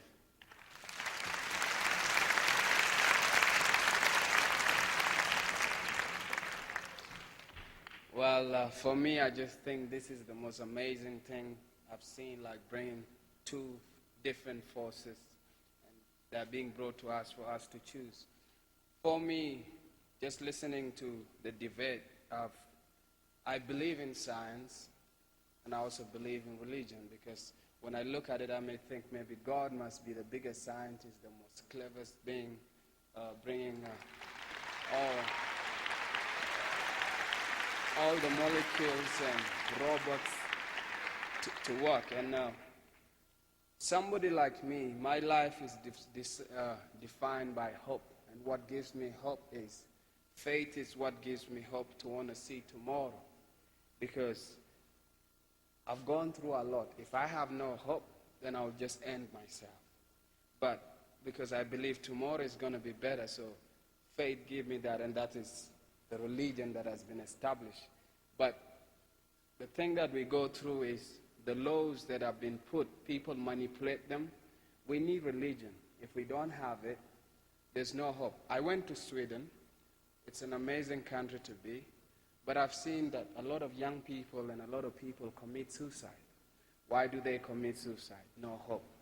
So we need faith to give us hope to want to see tomorrow. But we need science to show us how to make clothes and do many things. So I go for both.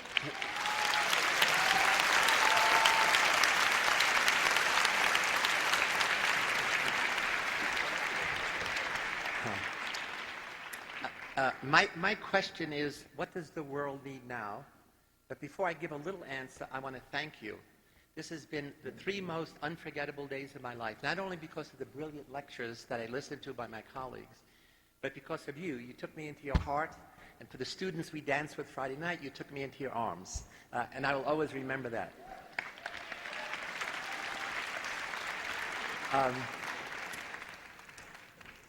The question of what the world needs now, you remember there was an old song, I think in the 70s, is Love, Sweet Love. That's the beginning, but it's not enough. And the Dalai Lama says we need compassion. That's the beginning, but it's not enough.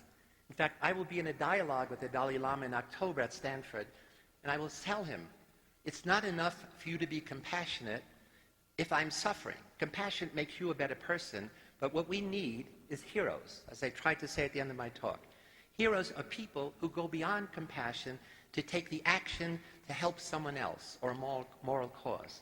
So my sense is what we need, especially from the students, is to begin to think of yourself as an ordinary person who is ready to take an extraordinary act to help other people, to make other people feel special, because other people are special, but often not in their own mind. So when I'm coming here, the driver of the car is a Mexican student, and I ask him, what do you do when you're not driving a car? He says, I'm a student, I repair computers, I play drums and piano on the weekends. And then he says, I'm really very lucky because my girlfriend was pregnant and the baby, she didn't deliver. Had the baby delivered, I'd have to give up school, I'd have to work, I would have a low opportunity. So what we need to do is give students and everyone opportunities for success. And that's what corruption does.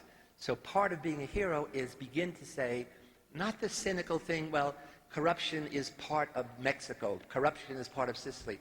How do we begin at the very first step to oppose corruption?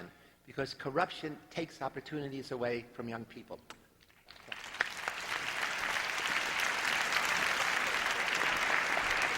Buenos días. Bueno, les voy a hablar desde el punto de vista del yoga, la parte científica que estudia a Dios. Unimos las dos cosas en un equilibrio. Les voy a hacer una invitación a todos aquí presentes. No busquen una verdad absoluta en un mundo relativo. Actuemos desde la no violencia para no polarizar el yo estoy bien y tú estás mal. Estamos hablando aquí, todos los presentes, desde el saber del ego, no desde el conocimiento de Dios. No se preocupen por lo que no saben, preocúpense por lo que sí saben. Seamos un Emmanuel Yal, donde podamos construir un mundo lleno de amor, de tolerancia y de igualdad. Tengan ecuanimidad en los puntos de vista y las opiniones de todas las personas. Tómenlo por igual. No hay cosas buenas ni malas, las cosas simplemente son. El autoconocimiento es el camino a la liberación y a la felicidad. El pasado es una ilusión, el futuro es un misterio y el día de hoy es un regalo, por eso se llama presente. Haz yoga, sé feliz, namaste.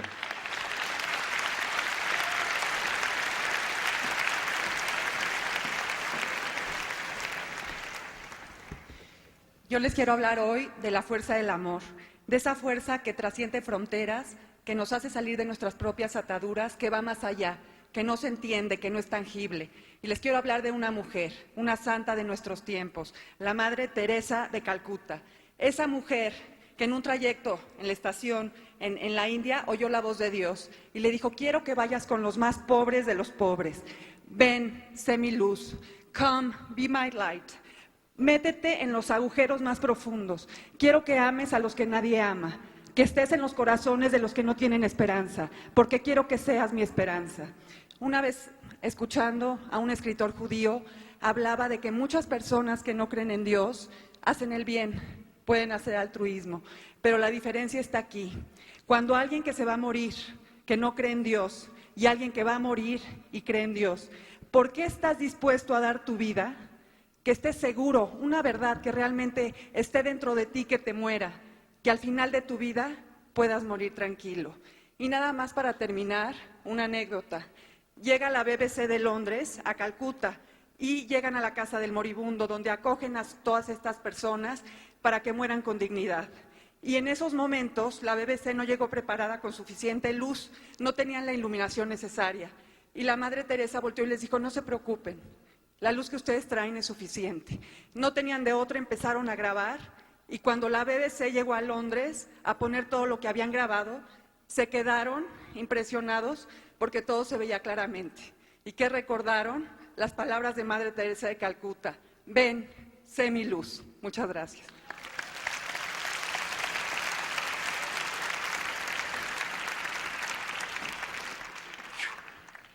What a day. Les voy a pedir a los speakers, I will ask you a big favor. The point is to listen to the others. So you have been listening to a lot of speakers, not only from your sides, but from the audience. So if you could catch some of those things and dialogue with what you have heard, it will be very appreciated. Muchas gracias a todos. Yo le ofrezco una disculpa a todos los que quisieron participar. Entiendan la restricción del tiempo, pero les prometo algo. Desde hoy, en www.ciudadelasideas.com hay un blog abierto porque todos tenemos no solo las ganas, sino la necesidad de ser y de expresar lo que tenemos, y va a ser respondido. Yo se lo voy a pasar también a los speakers. Gracias por la comprensión.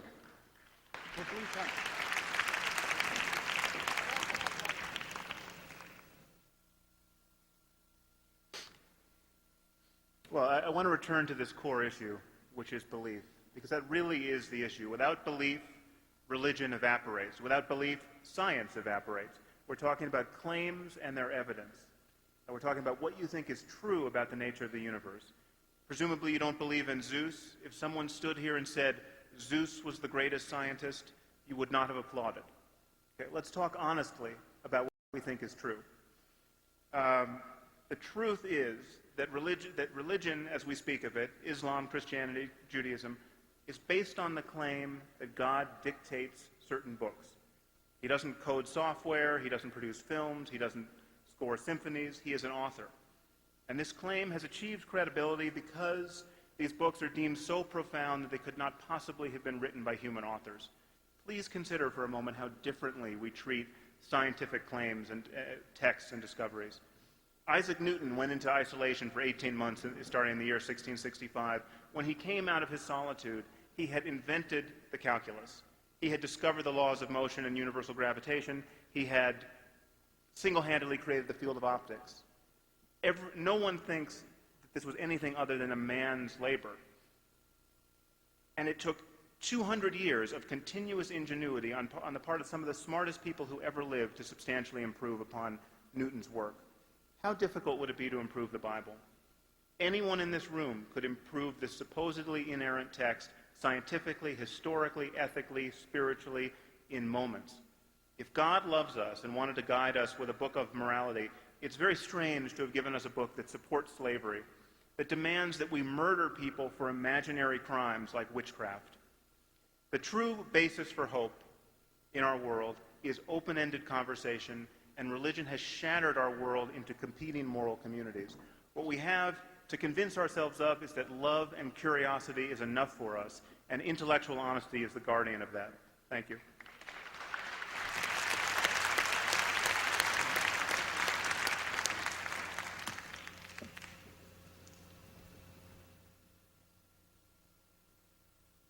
I've learned a lot from being here. I want to respond, first of all, to this idea that religious people claim to know. The reason we use the term religious belief is because there's a difference between belief and knowledge.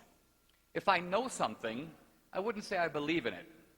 I may believe that hydrogen plus oxygen creates water, but I wouldn't say I believe in my brother. I know the guy. Doubt is an essential part of religious belief. Now, what about this Bible and its old wisdom? Let's take a central claim from the book of Genesis. The authors of the Hebrew Bible said that first there was nothing, and then there was a universe. This was, by the way, not said in other religions. In other religions, gods or God takes some pre-existing stuff and makes the world. The Hebrews said, no, there was nothing, and then there was a universe. Modern science declares that to be absolutely true. Now, the Hebrews did no experiments. They weren't scientists. They said God told us. 2,000 years later, the essential insight of the first book of Genesis is confirmed. Can we be good without God? The only example given by Dennett to show we can be good without God is slavery. But the truth of it is, slavery was like the family. It existed for centuries. No scientist mobilized to create an anti-slavery movement. It was Christians who did that. It was Christians who said, because we are equal in the eyes of God, no man has the right to rule another man without his consent. It was Quakers and evangelical Christians who mobilized the only anti-slavery movement the world has ever known. So anti-slavery is a religious, not a scientific achievement. Finally, on questions where we can't know for sure, like what comes after death, we have to ask what is good for us. If we believe nothing comes after us, we are like passengers on the Titanic. We can make all kinds of plans and rearrange the deck chairs, but the ship is going down. Thank you very much.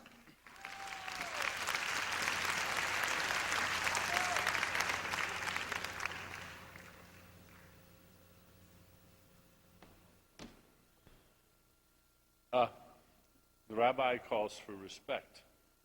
I call for respect as well. I am happy to respect respectable opinions. My book, Breaking the Spell, set out to look at religion as a natural phenomenon, and a lot of people found the rather astringent, objective way in which I wrote the book to be offensive and not respectful of religion. And I said, if this were a book about the pharmaceutical industry or the oil companies or the banks or the stock market, would it be offensive and disrespectful? No. Well, I'm saying I'm just as respectful of religion as I am of these other important institutions. I don't believe that the pharmaceutical industry should be destroyed or that the stock market should be destroyed, but I think they have a lot to answer for and they should be fixed. I think the same thing is true of religion. And I think the only way we're going to make religions proper institutions for the 21st century is if we look at them objectively, carefully, factually, and not let them insist that we grant them more respect than we grant to the other institutions of society.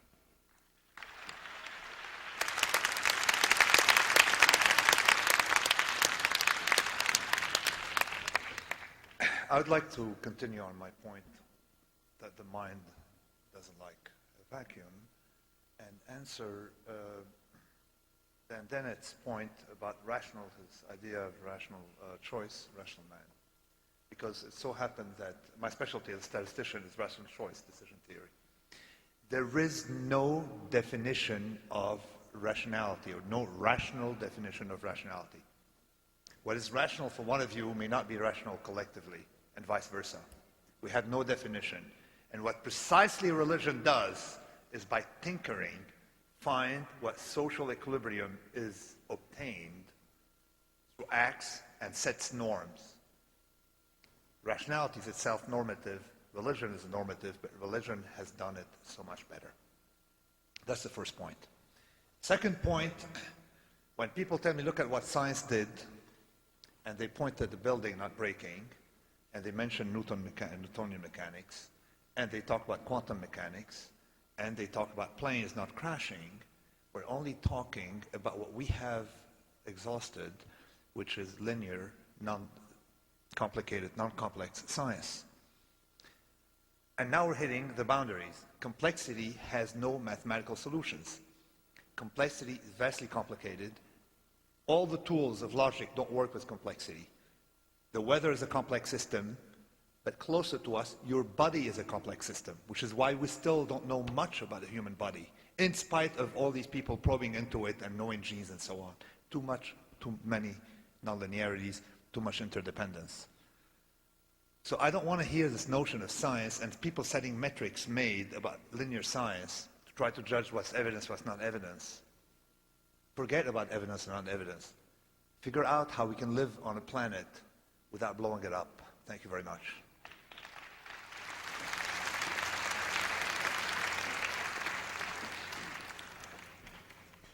Why would it matter if we blew it up? It belongs to God. He knows his own.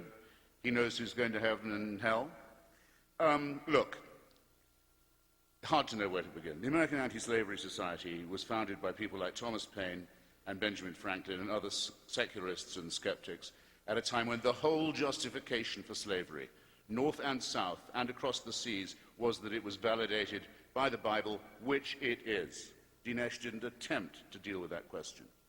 I submit that if we knew half of what we know now about physics, and about biology, and astronomy, the Abrahamic religions couldn't be founded in this day. None of them could be founded and believed in by people who knew what we now know. The human species is, let's say, at least 100,000 years old. It's probably much older, maybe 250,000 years. You have to believe this to believe in Abrahamic religion. You have to believe the following, that for, let's call it 100,000 years, humanity is born, doesn't live long, mostly dies in childbirth, dies of its teeth, dies in terrible wars, famines, plagues, dies in fear because it doesn't know why there are volcanoes, doesn't know why there are plagues, doesn't know why there are earthquakes or tsunamis. Fear, misery, shame, terror, cruelty of all kinds. And for the first 97,000 of those years, heaven watches like this. And then after 97,000 years of it decides, we can't let this go on, we'll have to intervene. But only in the most barbaric and backward parts of the Middle East will we show our face to people who can't read, who are terrified, who are ignorant, who live basically with and like animals. Now, I submit that whatever may be the case, whatever is true, whatever may remain to us to find out, and as Socrates says, the great definition of wisdom is having some idea of how ignorant you are, whatever the outcome is, morally, scientifically, or logically, that cannot have been the case. Religion is false. I take my stand. Thank you.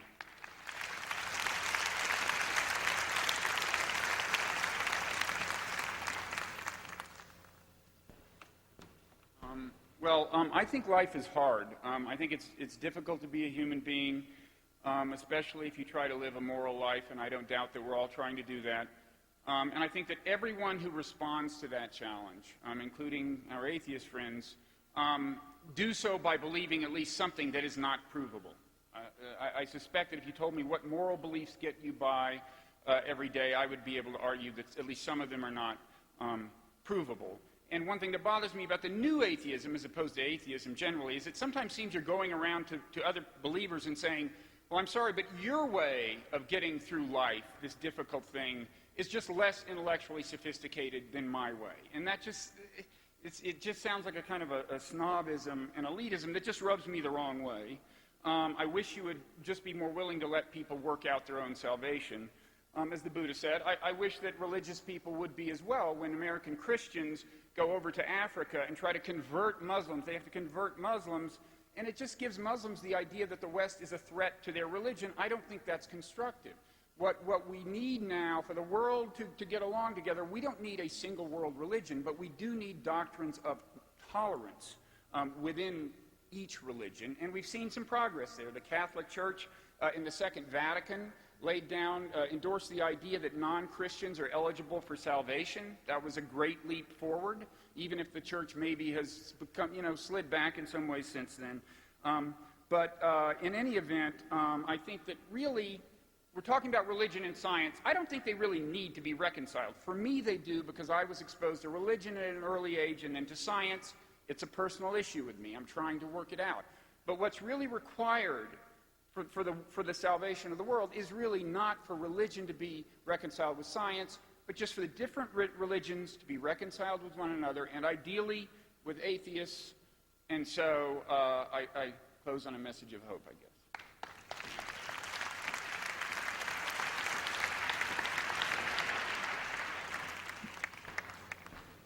Quiero aprovechar 2 minutos, agradecerles infinitamente a todos.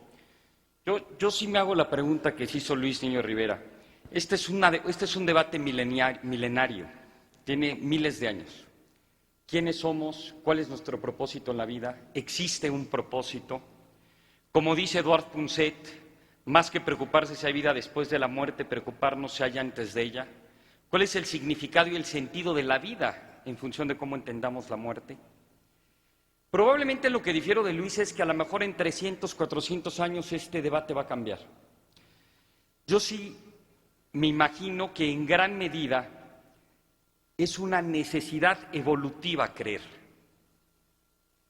No digo de que haya algún creador que creó la evolución, pero que es una necesidad para adaptarnos, para sobrevivir. Tenemos una parte en el cerebro reptiliano de miles de años. A lo mejor en pocos años van a empezar a cambiar las cosas. Mientras tanto, lo que me agradezco y lo que agradezco a este momento y al tiempo y a la oportunidad es que estoy seguro que este debate no solo en México, sino en muchas partes del mundo va a generar otros debates y otros debates. Y va a ser unforgettable. No se nos va a olvidar. Y al final de cuentas, ¿cuál es el propósito? Ese. No creernos todo lo que pensamos. Y yo no pienso como Descartes, que primero pienso y luego existo, porque esto fue un exquisito manjar de pensamiento. Yo le agradezco a la vida vivirlo con ustedes. Sino, piensas, luego piensas que existes. Lo que sí no tengo duda es que sientes y consientes con el otro y con base en ello cambias tu conducta, me atrevo a decir en contra de alguno de los speakers tu carácter y te sientes más pleno. Por un momento tan extraordinario, tan exquisito, a ustedes, a todos ustedes, gratitud. Y si piensan distinto al otro, consientan, métanse en sus zapatos y sintámonos. Muchas gracias. Ahora, el momento que nos une a todos, la música. Un momento con tambuco. Muchas gracias. Bienvenido, tambuco.